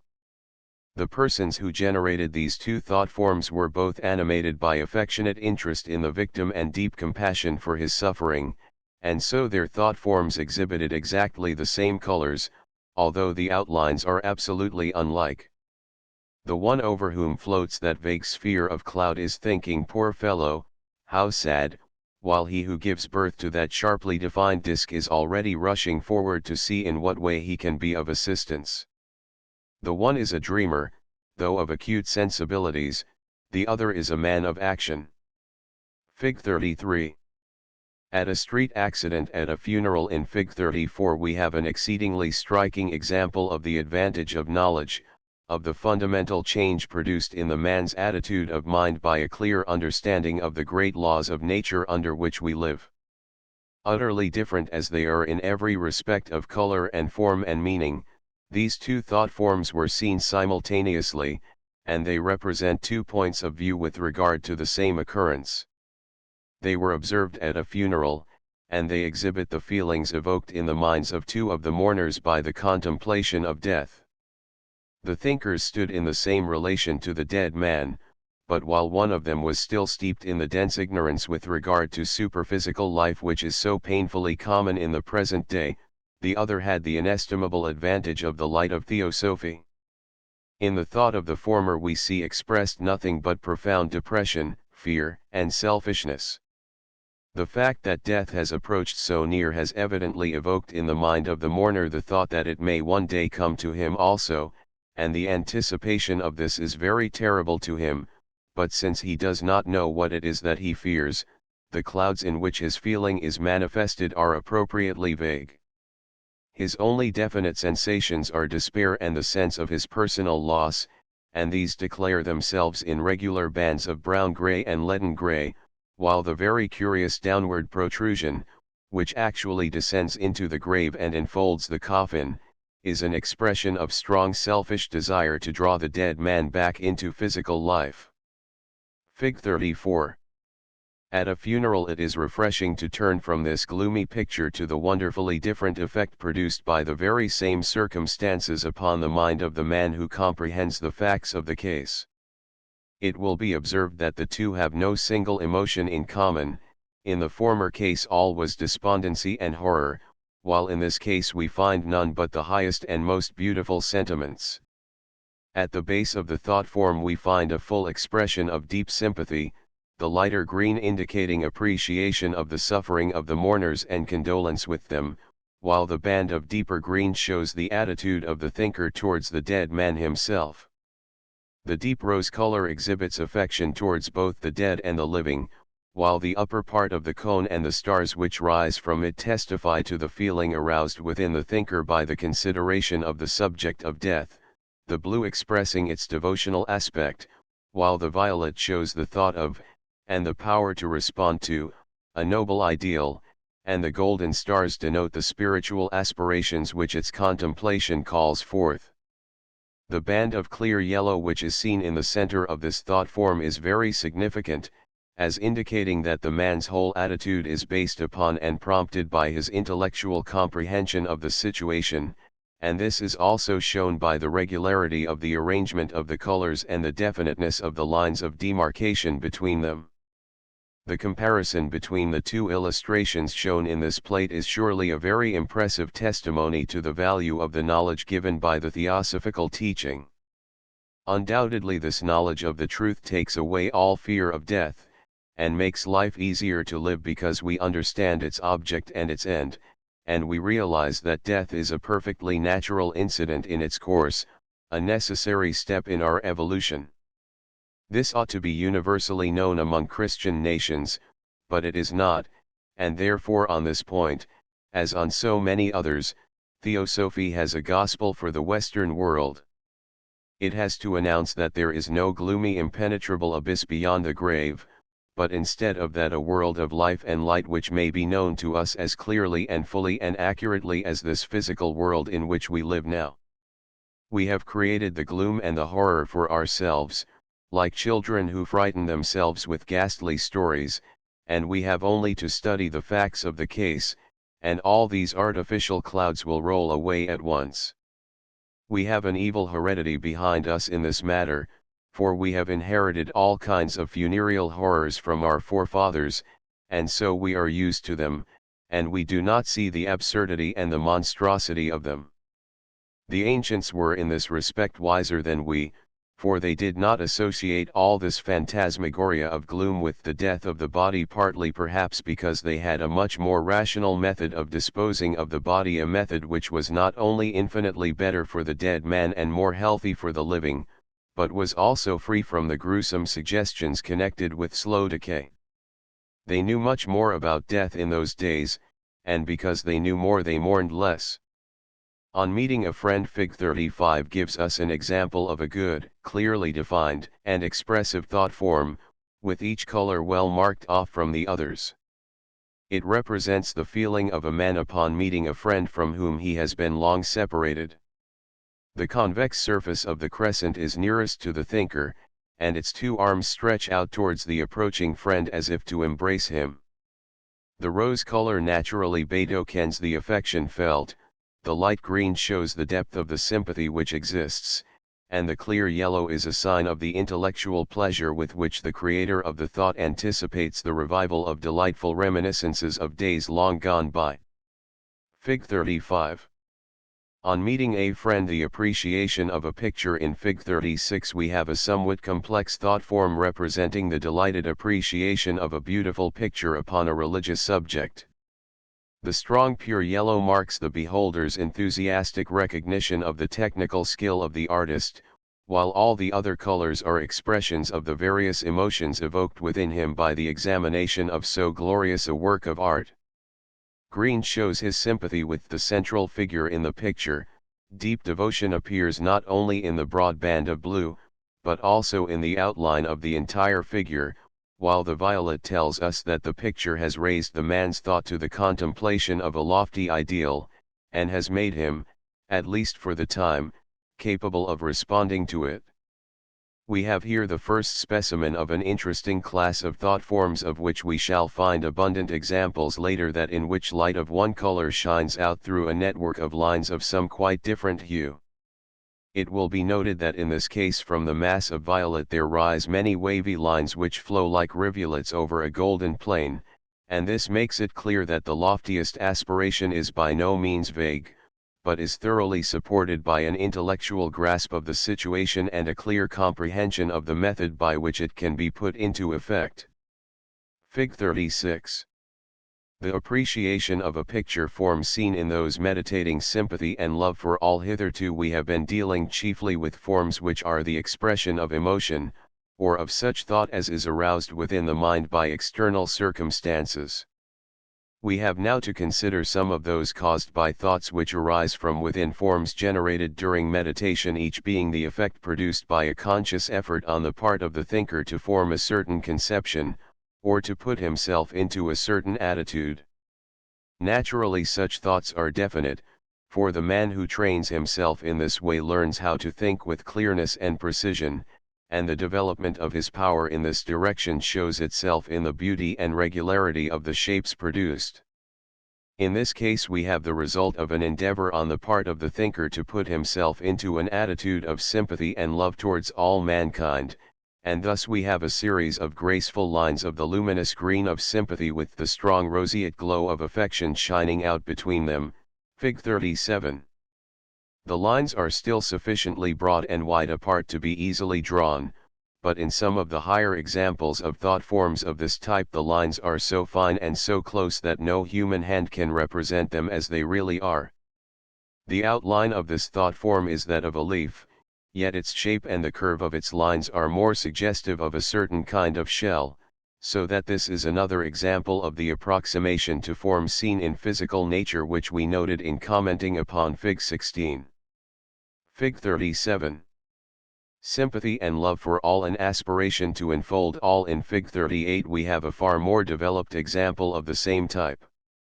This form was generated by one who was trying, while sitting in meditation, to fill his mind with an aspiration to enfold all mankind in order to draw them upward towards the high ideal which shone so clearly before his eyes.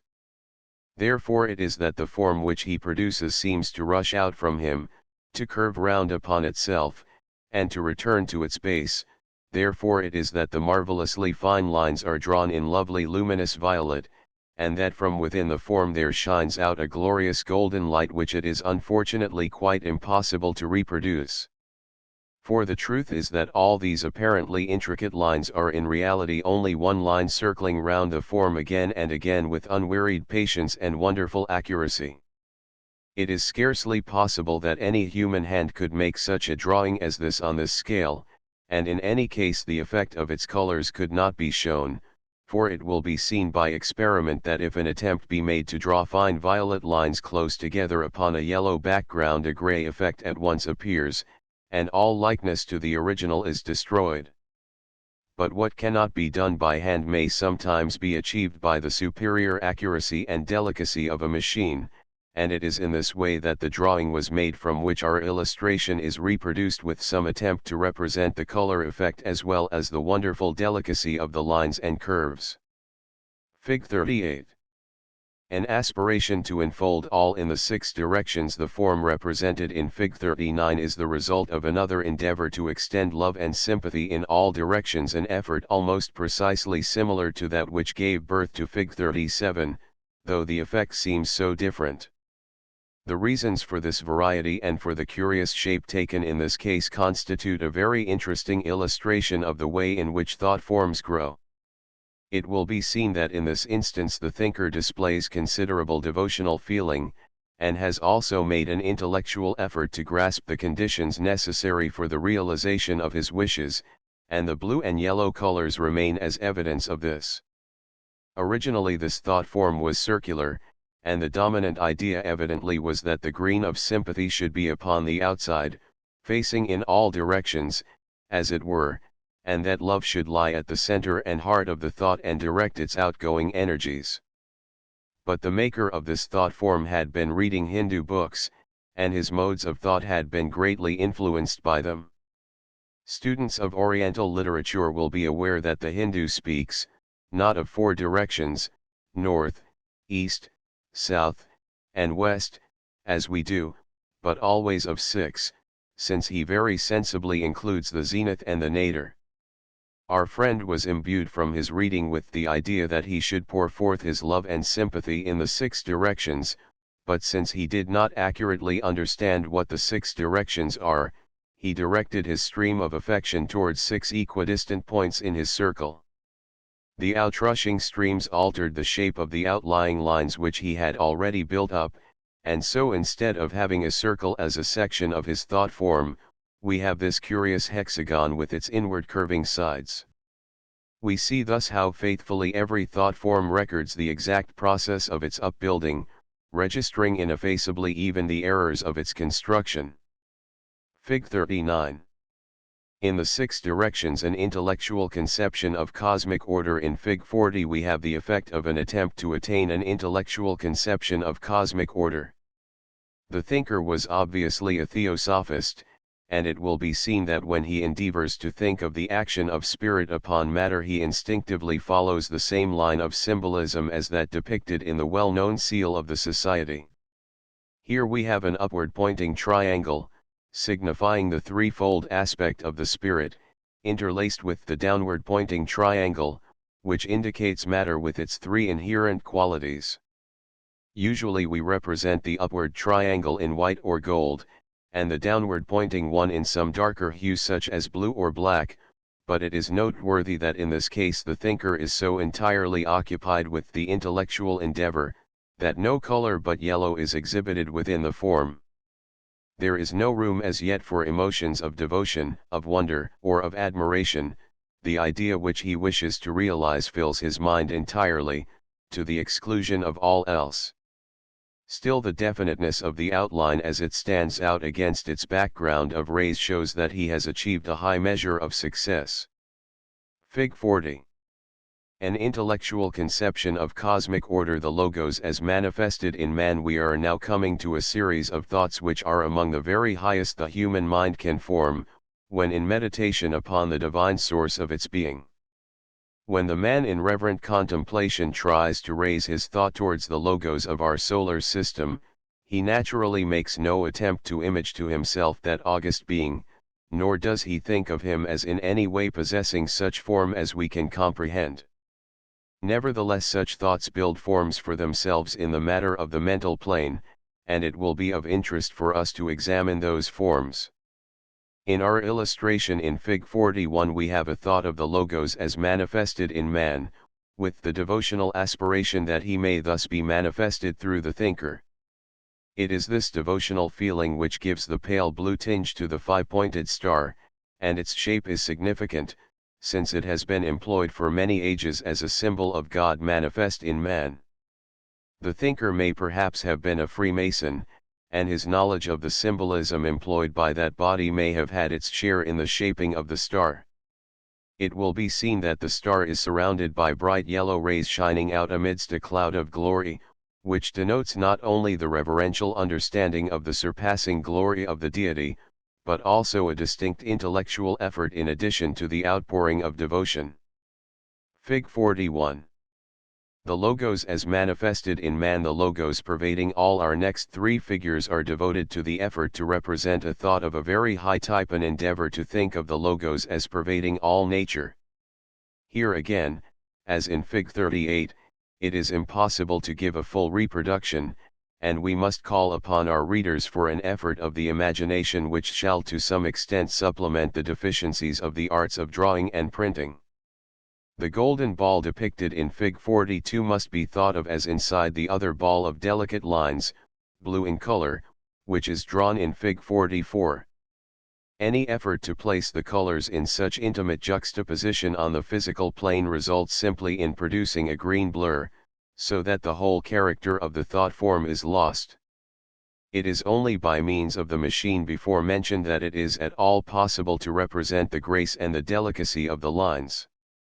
As before, a single line produces all the wonderful tracery of Fig 44, and the effect of the four radiating lines making a sort of cross of light is merely due to the fact that the curves are not really concentric, although at first sight they appear to be so. Fig 42. The logos pervading all. Fig 46. The threefold manifestation. Fig 45. Another conception. Fig 44. The logos pervading all. Fig 47. The sevenfold manifestation. Another conception. Fig 45 exhibits the form produced by another person when trying to hold exactly the same thought. Here also we have an amazing complexity of almost inconceivably delicate blue lines, and here also our imagination must be called upon to insert the golden globe from Fig 42, so that its glory may shine through at every point. Here also, as in Fig 44, we have that curious and beautiful pattern, resembling somewhat the damascening on ancient oriental swords, or that which is seen upon watered silk or moire antique. When this form is drawn by the pendulum, the pattern is not in any way intentionally produced, but simply comes as a consequence of the crossing of the innumerable microscopically fine lines. It is evident that the thinker who created the form upon Fig 44 must have held in his mind most prominently the unity of the logos, while he who generated the form in Fig 45 has as clearly in mind the subordinate centers through which the divine life pours forth, and many of these subordinate centers have accordingly represented themselves in the thought form. The threefold manifestation when the form employed in Fig 46 was made, its creator was endeavoring to think of the logos in his threefold manifestation. The vacant space in the center of the form was a blinding glow of yellow light, and this clearly typified the first aspect, while the second was symbolized by the broad ring of closely knitted and almost bewildering lines which surround the center, while the third aspect is suggested by the narrow outer ring which seems more loosely woven. The whole figure is pervaded by the usual golden light gleaming out between the lines of violet. The sevenfold manifestation. In all religions there remains some tradition of the great truth that the Logos manifests himself through seven mighty channels, often regarded as minor logoi or great planetary spirits. In the Christian scheme they appear as the seven great archangels, sometimes called the seven spirits before the throne of God. The figure numbered 47 shows the result of the effort to meditate upon this method of divine manifestation. We have the golden glow in the center, and also, though with lesser splendor, pervading the form. The line is blue, and it draws a succession of seven graceful and almost feather-like double wings which surround the central glory and are clearly intended as a part of it. As the thought strengthens and expands, these beautiful wings change their color to violet and become like the petals of a flower, and overlap one another in an intricate but exceedingly effective pattern. This gives us a very interesting glimpse into the formation and growth of these shapes in higher matter. Intellectual aspiration. The form depicted in Fig 43 bears a certain resemblance to that in Fig 15, but, beautiful as that was, this is in reality a far higher and grander thought, and implies much more advanced development on the part of the thinker. Here we have a great clear-cut spear or pencil of the pure pale violet which indicates devotion to the highest ideal, and it is outlined and strengthened by an exceedingly fine manifestation of the noblest development of intellect. He who can think thus must already have entered upon the path of holiness, for he has learned how to use the power of thought to very mighty effect. It will be noted that in both the colors there is a strong admixture of the white light which always indicates unusual spiritual power. Fig 43. Intellectual aspiration. Surely the study of these thought forms should be a most impressive object lesson, since from it we may see both what to avoid and what to cultivate, and may learn by degrees to appreciate how tremendous is our responsibility for the exercise of this mighty power. Indeed, it is terribly true, as we said in the beginning, that thoughts are things, and puissant things, and it behoves us to remember that every one of us is generating them unceasingly night and day. See how great is the happiness this knowledge brings to us, and how gloriously we can utilize it when we know of someone in sorrow or in suffering. Often circumstances arise which prevent us from giving physical help either by word or deed, however much we may desire to do so, but there is no case in which help by thought may not be given, and no case in which it can fail to produce a definite result. It may often happen that at the moment our friend may be too entirely occupied with his own suffering, or perhaps too much excited to receive and accept any suggestion from without, but presently a time comes when our thought form can penetrate and discharge itself, and then assuredly our sympathy will produce its due result. It is indeed true that the responsibility of using such a power is great, yet we should not shrink from our duty on that account. It is sadly true that there are many men who are unconsciously using their thought power chiefly for evil, yet this only makes it all the more necessary that those of us who are beginning to understand life a little should use it consciously, and use it for good. We have at our command a never-failing criterion: we can never misuse this mighty power of thought if we employ it always in unison with the great divine scheme of evolution, and for the uplifting of our fellow man. Helpful thoughts. The figures numbered 48 to 54 were the results of a systematic attempt to send helpful thought by the friend who has furnished us with the sketches. A definite time was given each day at a fixed hour. The forms were in some cases seen by the transmitter, but in all cases were perceived by the recipient, who immediately sent rough sketches of what was seen by the next post to the transmitter, who has kindly supplied the following notes with regard to them. In the colored drawings appended, the blue features appear to have represented the more devotional element of the thought. The yellow forms accompanied the endeavor to communicate intellectual fortitude, or mental strength and courage. The rosy pink appeared when the thought was blended with affectionate sympathy. If the sender, A, could formulate his thought deliberately at the appointed time, the receiver, B, would report seeing a large clear form as in Figs 48, 49, and 54. The latter persisted for some minutes, constantly streaming its luminous yellow message upon B. If, however, A was of necessity experimenting under difficulty, say walking out of doors, he would occasionally see his forms broken up into smaller globes, or shapes, such as 50, 51, 52, and B would report their receipt so broken up. In this way many details could be checked and compared as from opposite ends of the line, and the nature of the influence communicated offered another means of verification. Upon one occasion A was disturbed in his endeavor to send a thought of the blue-pink connotation, by a feeling of anxiety that the nature of the pink element should not be misapprehended. The report of B was that a well-defined globe as in Fig 54 was first seen, but that this suddenly disappeared, being replaced by a moving procession of little light green triangles, as in Fig 53. These few drawings give but a slight idea of the varied flower-like and geometric forms seen, while neither paint nor crayon work seems capable of representing the glowing beauty of their living colors. Fig 48. Helpful thoughts. Fig 49. Helpful thoughts. Fig 50. Helpful thoughts. Fig 51. Helpful thoughts. Fig 52. Helpful thoughts. Fig 53. Helpful thoughts. Fig 54. Helpful thoughts. Forms built by music. Before closing this little treatise, it will perhaps be of interest to our readers to give a few examples of another type of forms unknown to those who are confined to the physical senses as their means of obtaining information. Many people are aware that sound is always associated with color, that when, for example, a musical note is sounded, a flash of color corresponding to it may be seen by those whose finer senses are already to some extent developed.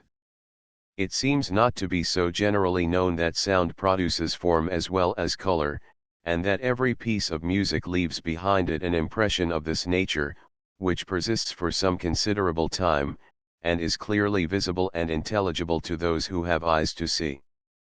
Such a shape is perhaps not technically a thought form unless indeed we take it, as we well may, as the result of the thought of the composer expressed by means of the skill of the musician through his instrument. Some such forms are very striking and impressive, and naturally their variety is infinite. Each class of music has its own type of form, and the style of the composer shows as clearly in the form which his music builds as a man's character shows in his handwriting. Other possibilities of variation are introduced by the kind of instrument upon which the music is performed, and also by the merits of the player. The same piece of music, if accurately played, will always build the same form, but that form will be enormously larger when it is played upon a church organ or by a military band than when it is performed upon a piano, and not only the size but also the texture of the resultant form will be very different.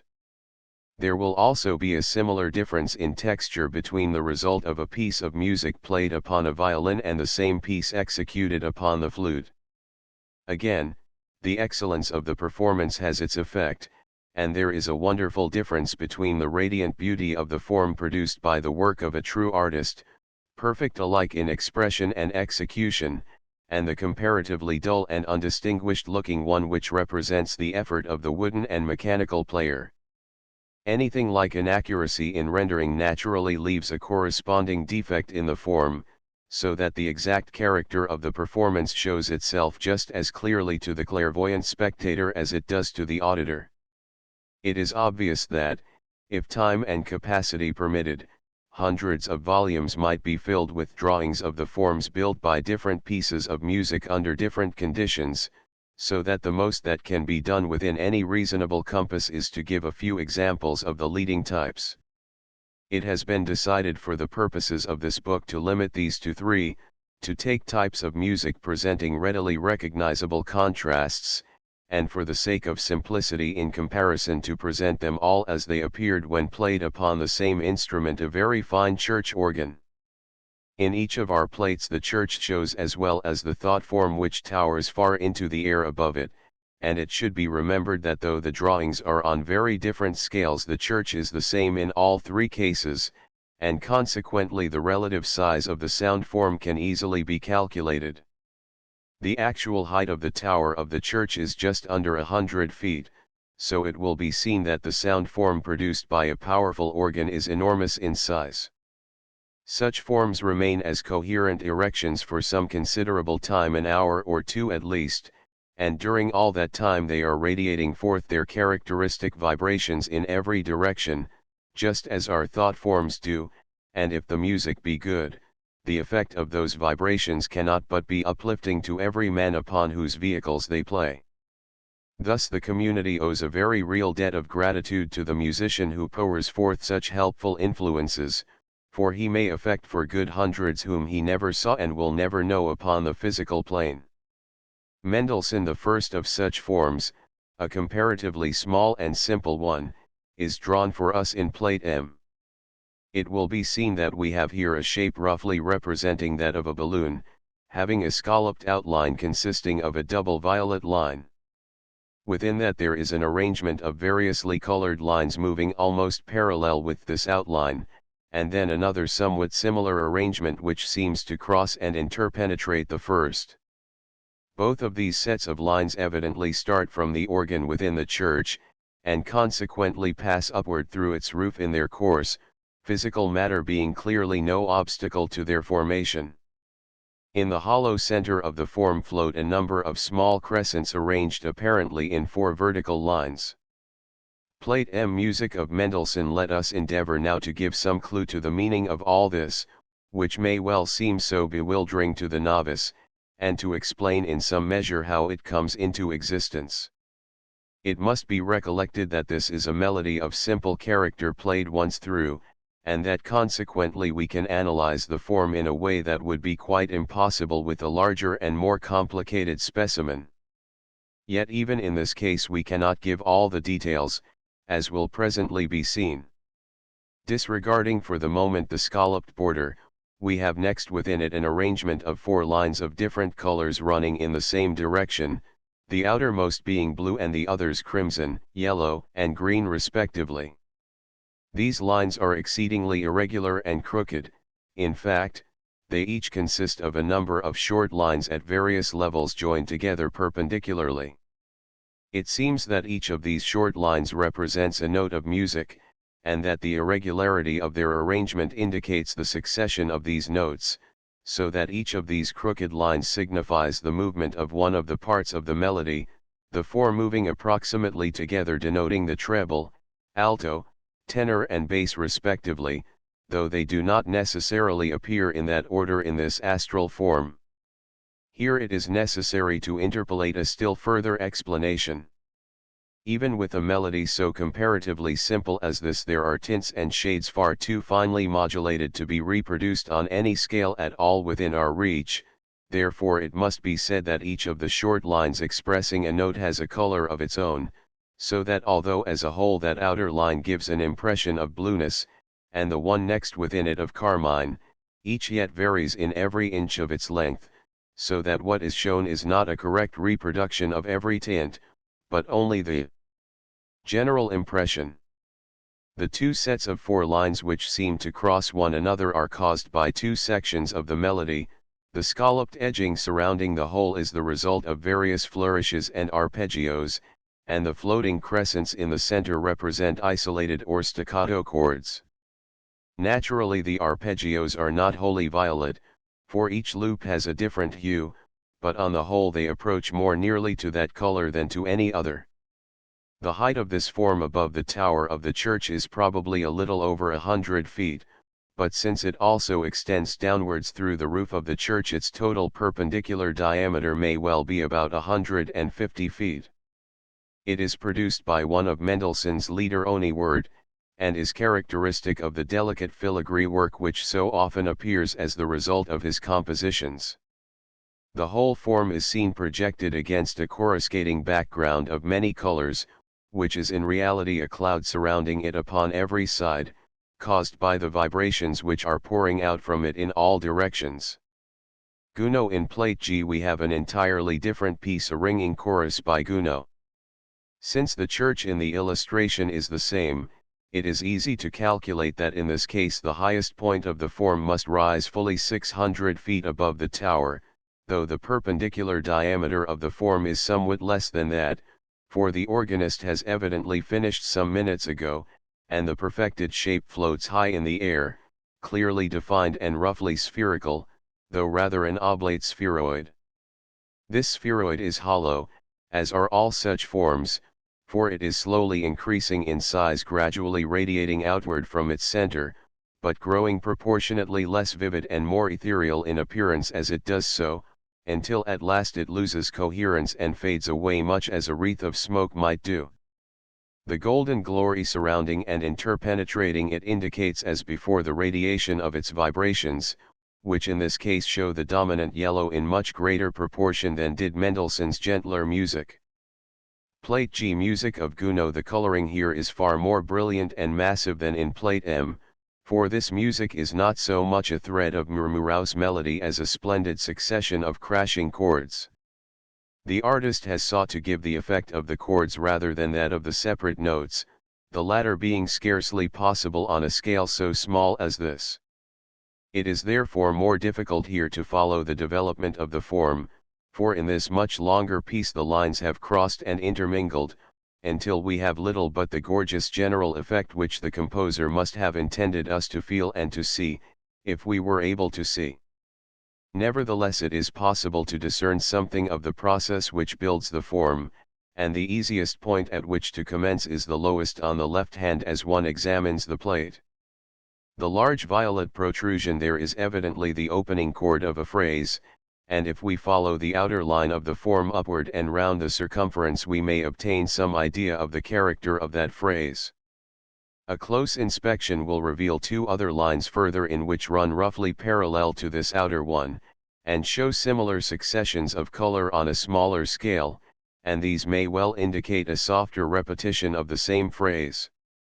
Careful analysis of this nature will soon convince us that there is a very real order in this seeming chaos, and we shall come to see that if it were possible to make a reproduction of this glowing glory that should be accurate down to the smallest detail, it would also be possible patiently to disentangle it to the uttermost, and to assign every lovely touch of coruscating color to the very note that called it into existence.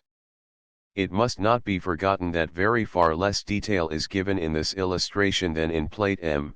For example, each of these points or projections has within it as integral parts, at least the 4 lines or bands of varying color which were shown as separate in Plate M, but here they are blended into one shade, and only the general effect of the chord is given.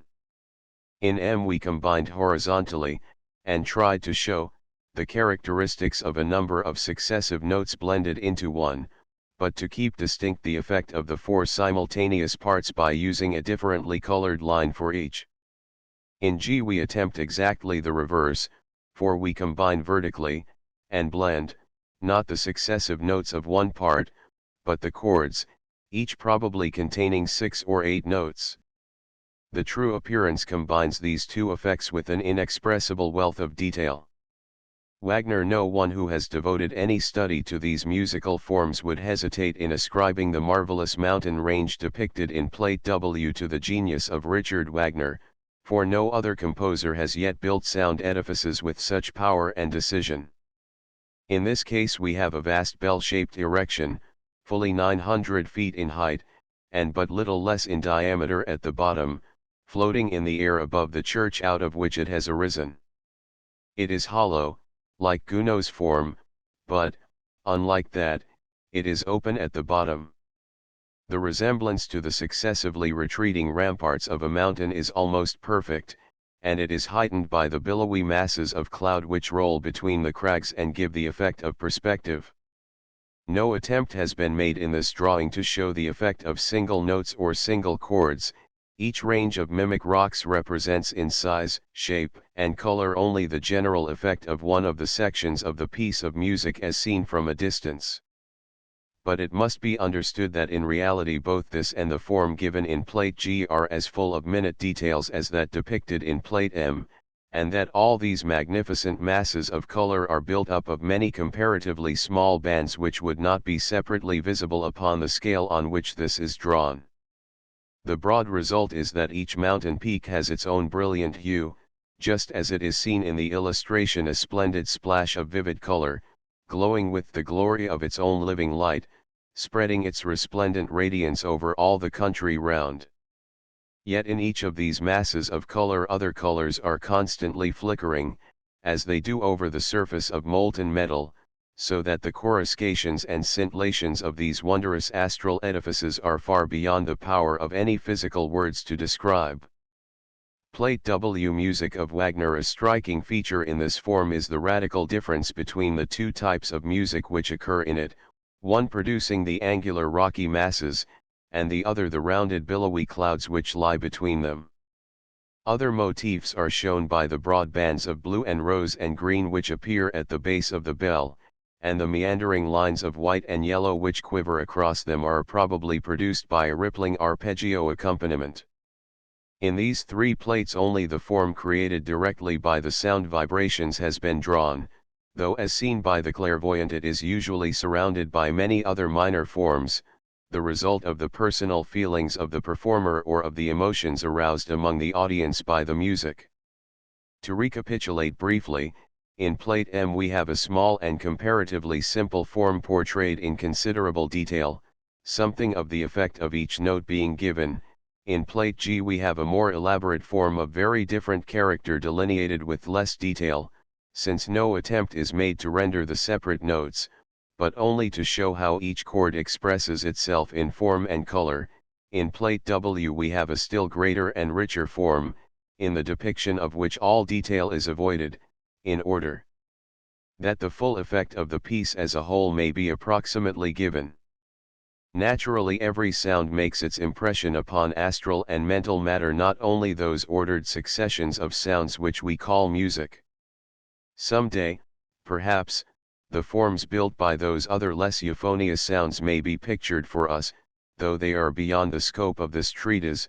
Meantime, those who feel an interest in them may read an account of them in the little book on the hidden side of things. It is well for us ever to bear in mind that there is a hidden side to life, that each act and word and thought has its consequence in the unseen world which is always so near to us, and that usually these unseen results are of infinitely greater importance than those which are visible to all upon the physical plane. The wise man, knowing this, orders his life accordingly, and takes account of the whole of the world in which he lives, and not of the outer husk of it only. Thus he saves himself an infinity of trouble, and makes his life not only happier but far more useful to his fellow men. But to do this implies knowledge, that knowledge which is power, and in our Western world such knowledge is practically obtainable only through the literature of theosophy.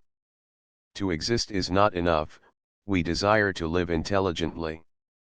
But to live we must know, and to know we must study, and here is a vast field open before us, if we will only enter upon it and gather thence the fruits of enlightenment. Let us, then, waste no more time in the dark dungeons of ignorance, but come forth boldly into the glorious sunshine of that divine wisdom which in these modern days men call theosophy. 1 by C. W. Leadbeater. Bradford, reprinted by Percy Lund, Humphreys and Co. Ltd. End of the project. Gutenberg ebook thought forms. Updated editions will replace the previous one. The old editions will be renamed. Creating the works from print editions not protected by U.S. copyright law means that no one owns a United States copyright in these works, so the Foundation, and you, can copy and distribute it in the United States without permission and without paying copyright royalties. Special rules, set forth in the general terms of use part of this license, apply to copying and distributing Project Gutenberg trademark electronic works to protect the Project Gutenberg trademark concept and trademark. Project Gutenberg is a registered trademark, and may not be used if you charge for an ebook, except by following the terms of the trademark license, including paying royalties for use of the Project Gutenberg trademark. If you do not charge anything for copies of this ebook, complying with the trademark license is very easy. You may use this ebook for nearly any purpose such as creation of derivative works, reports, performances, and research. Project Gutenberg ebooks may be modified and printed and given away. You may do practically anything in the United States with ebooks not protected by U.S. copyright law. Redistribution is subject to the trademark license, especially commercial redistribution. Start, full license. The full Project Gutenberg license. Please read this before you distribute or use this work to protect the Project Gutenberg trademark mission of promoting the free distribution of electronic works, by using or distributing this work, or any other work associated in any way with the phrase Project Gutenberg. You agree to comply with all the terms of the full Project Gutenberg trademark license available with this file or online at www.gutenberg.org/license. Section 1. General Terms of Use and Redistributing Project Gutenberg Trademark Electronic Works 1.a.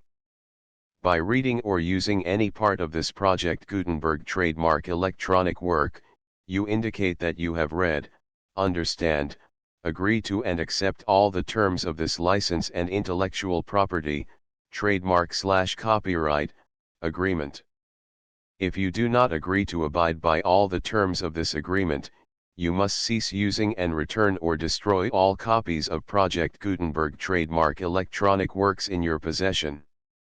If you paid a fee for obtaining a copy of or access to a Project Gutenberg trademark electronic work and you do not agree to be bound by the terms of this agreement, you may obtain a refund from the person or entity to whom you paid the fee as set forth in paragraph 1.e.8. 1.b. Project Gutenberg is a registered trademark. It may only be used on or associated in any way with an electronic work by people who agree to be bound by the terms of this agreement. There are a few things that you can do with most Project Gutenberg trademark electronic works even without complying with the full terms of this agreement. See paragraph 1.c below. There are a lot of things you can do with Project Gutenberg trademark electronic works if you follow the terms of this agreement and help preserve free future access to Project Gutenberg trademark electronic works.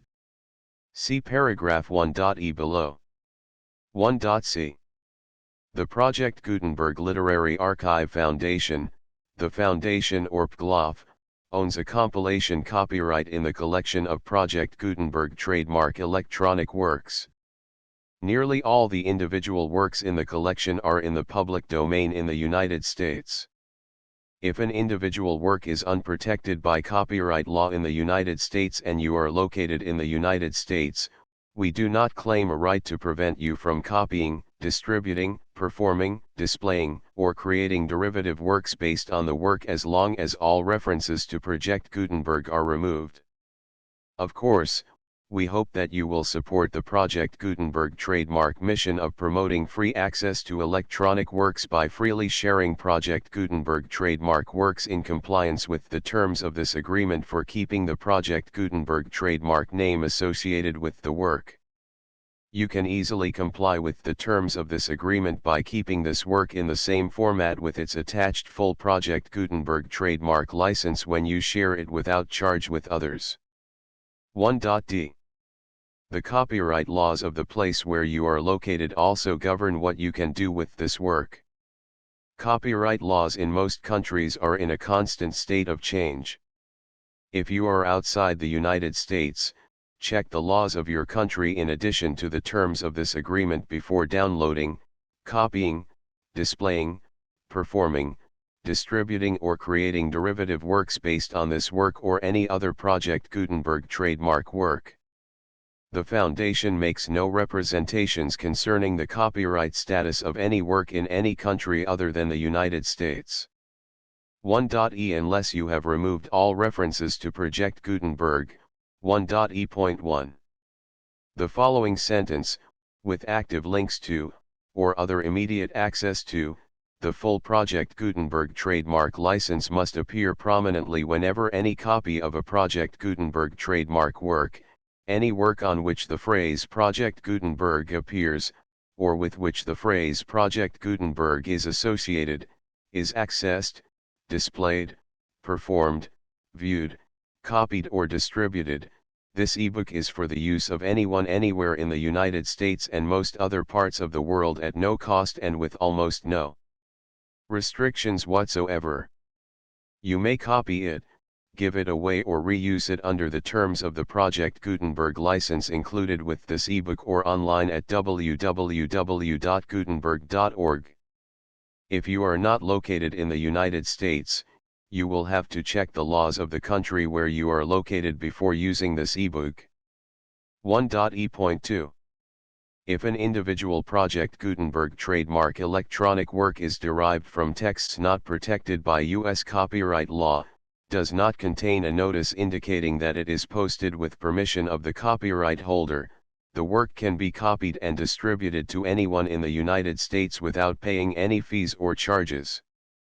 If you are redistributing or providing access to a work with the phrase Project Gutenberg associated with or appearing on the work, you must comply either with the requirements of paragraphs 1.e.1 through 1.e.7 or obtain permission for the use of the work and the Project Gutenberg trademark as set forth in paragraphs 1.e.8 or 1.e.9.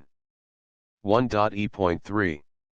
If an individual Project Gutenberg trademark electronic work is posted with the permission of the copyright holder, your use and distribution must comply with both paragraphs 1.e.1 through 1.e.7 and any additional terms imposed by the copyright holder.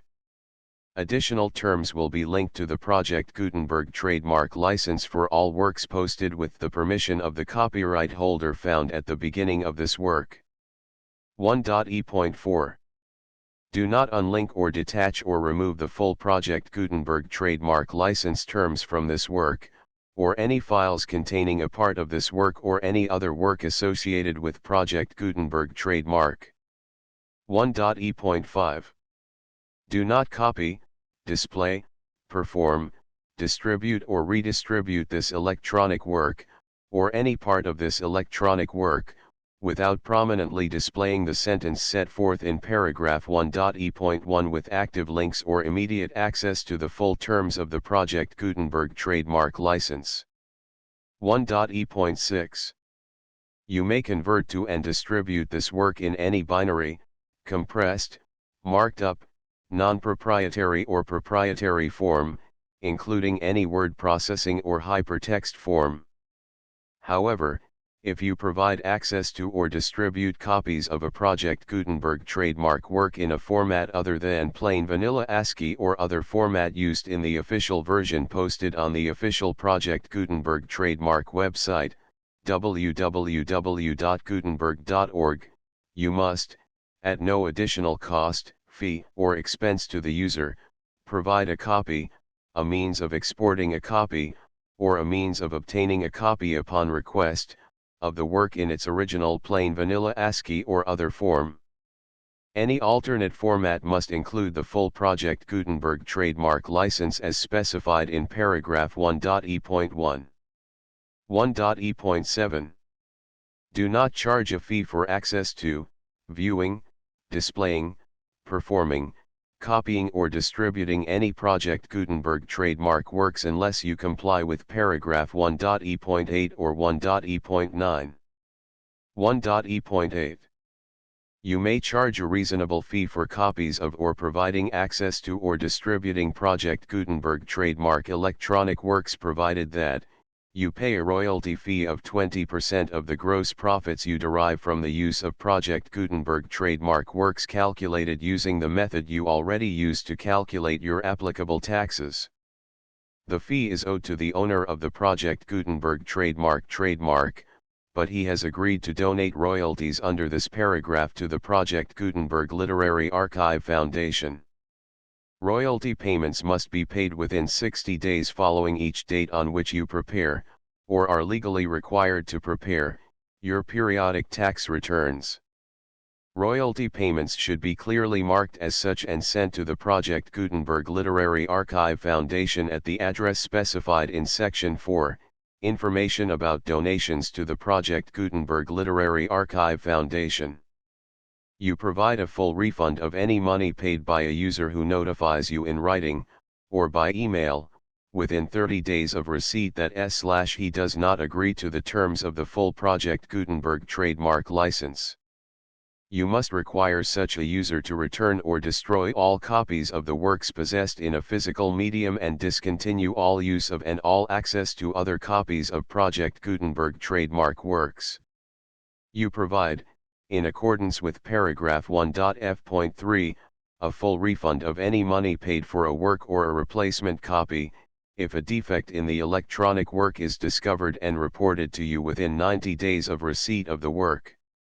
You comply with all other terms of this agreement for free distribution of Project Gutenberg trademark works. 1.e.9. If you wish to charge a fee or distribute a Project Gutenberg trademark electronic work or group of works on different terms than are set forth in this agreement, you must obtain permission in writing from the Project Gutenberg Literary Archive Foundation, the manager of the Project Gutenberg trademark. Contact the Foundation as set forth in Section 3 below. 1.f1.f.1 Project Gutenberg volunteers and employees expend considerable effort to identify, do copyright research on, transcribe and proofread works not protected by U.S. copyright law in creating the Project Gutenberg trademark collection. Despite these efforts, Project Gutenberg trademark electronic works, and the medium on which they may be stored, may contain defects, such as, but not limited to, incomplete, inaccurate or corrupt data, transcription errors, a copyright or other intellectual property infringement, a defective or damaged disk or other medium, a computer virus, or computer codes that damage or cannot be read by your equipment.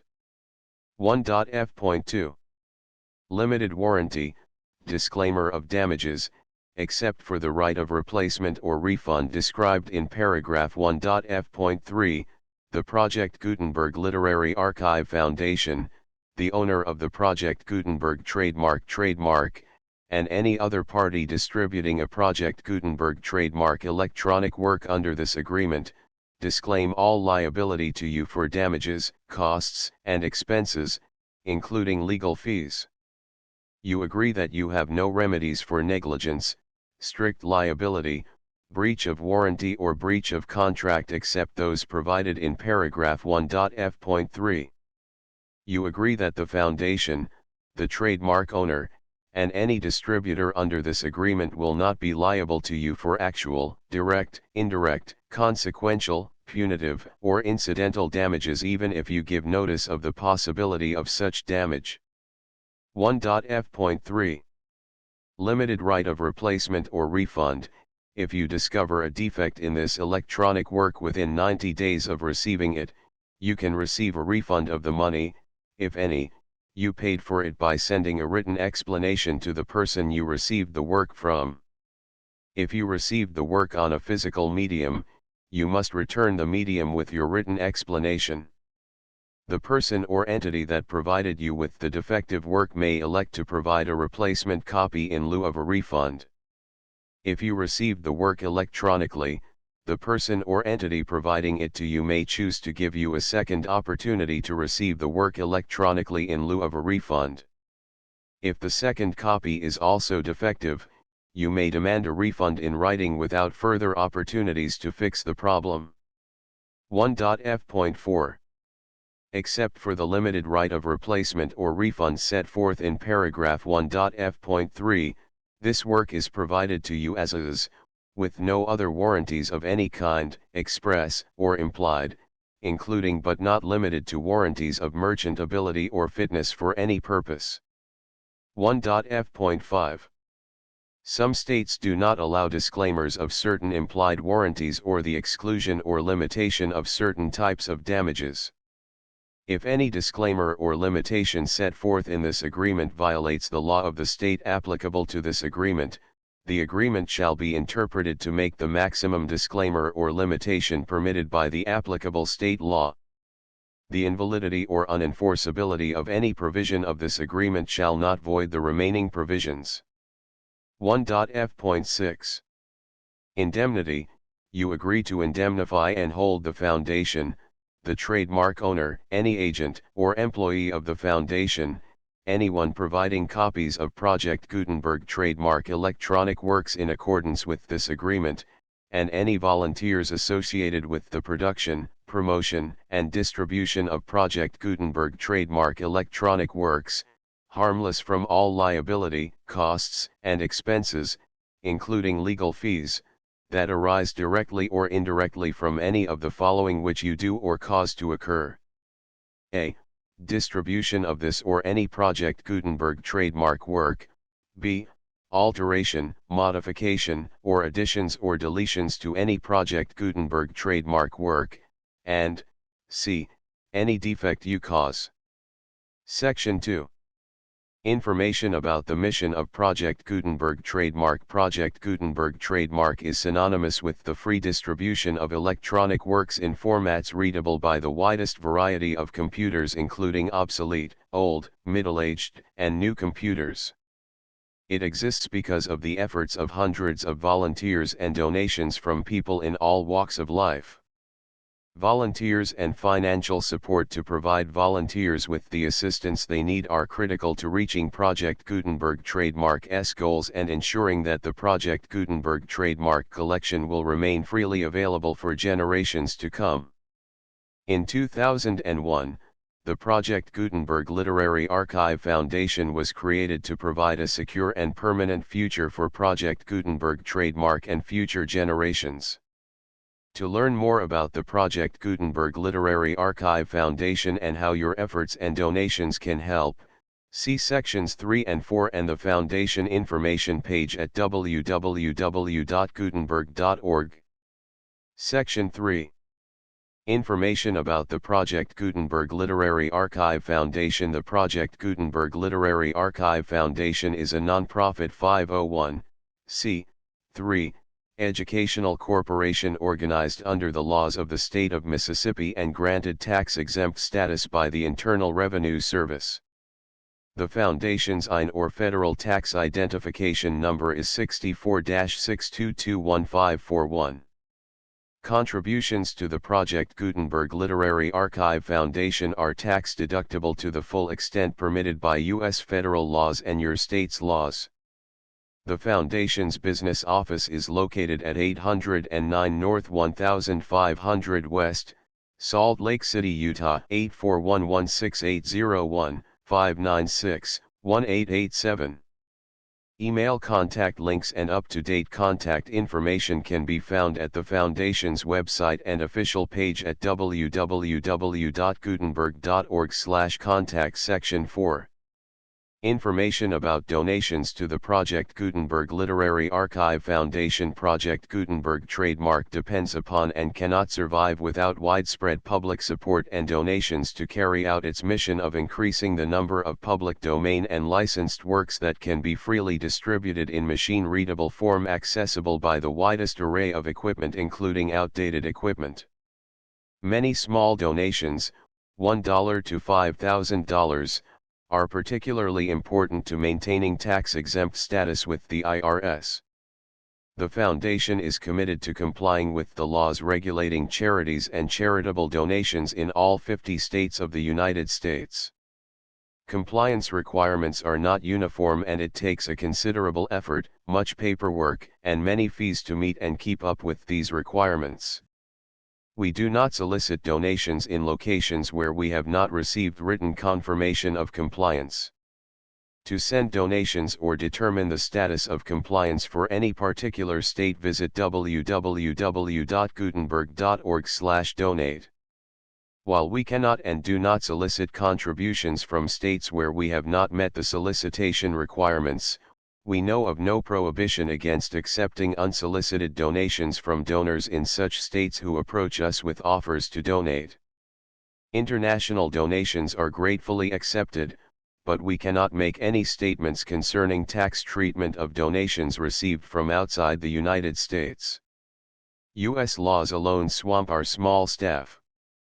Please check the Project Gutenberg web pages for current donation methods and addresses. Donations are accepted in a number of other ways, including checks, online payments, and credit card donations.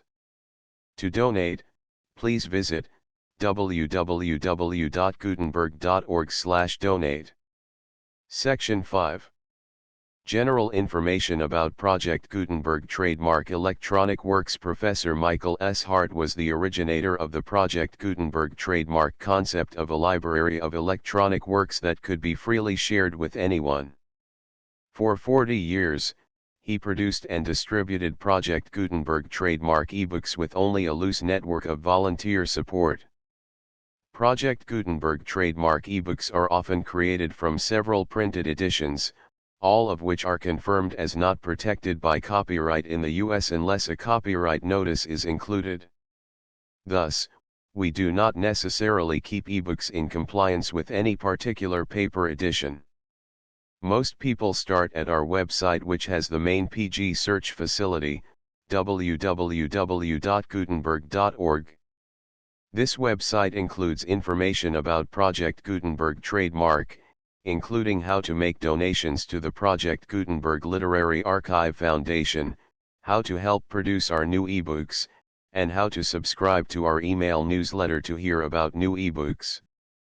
Thoughtforms forward list of illustrations. Thoughtforms: the difficulty of representation, the two effects of thought, how the vibration acts the form and its effect, general principles. The meaning of the colors. Three classes of thought forms: illustrative thought forms, affection, devotion, intellect, anger, sympathy, fear, greed. Various emotions forms seen in those meditating, helpful thoughts forms built by music. The full Project Gutenberg license.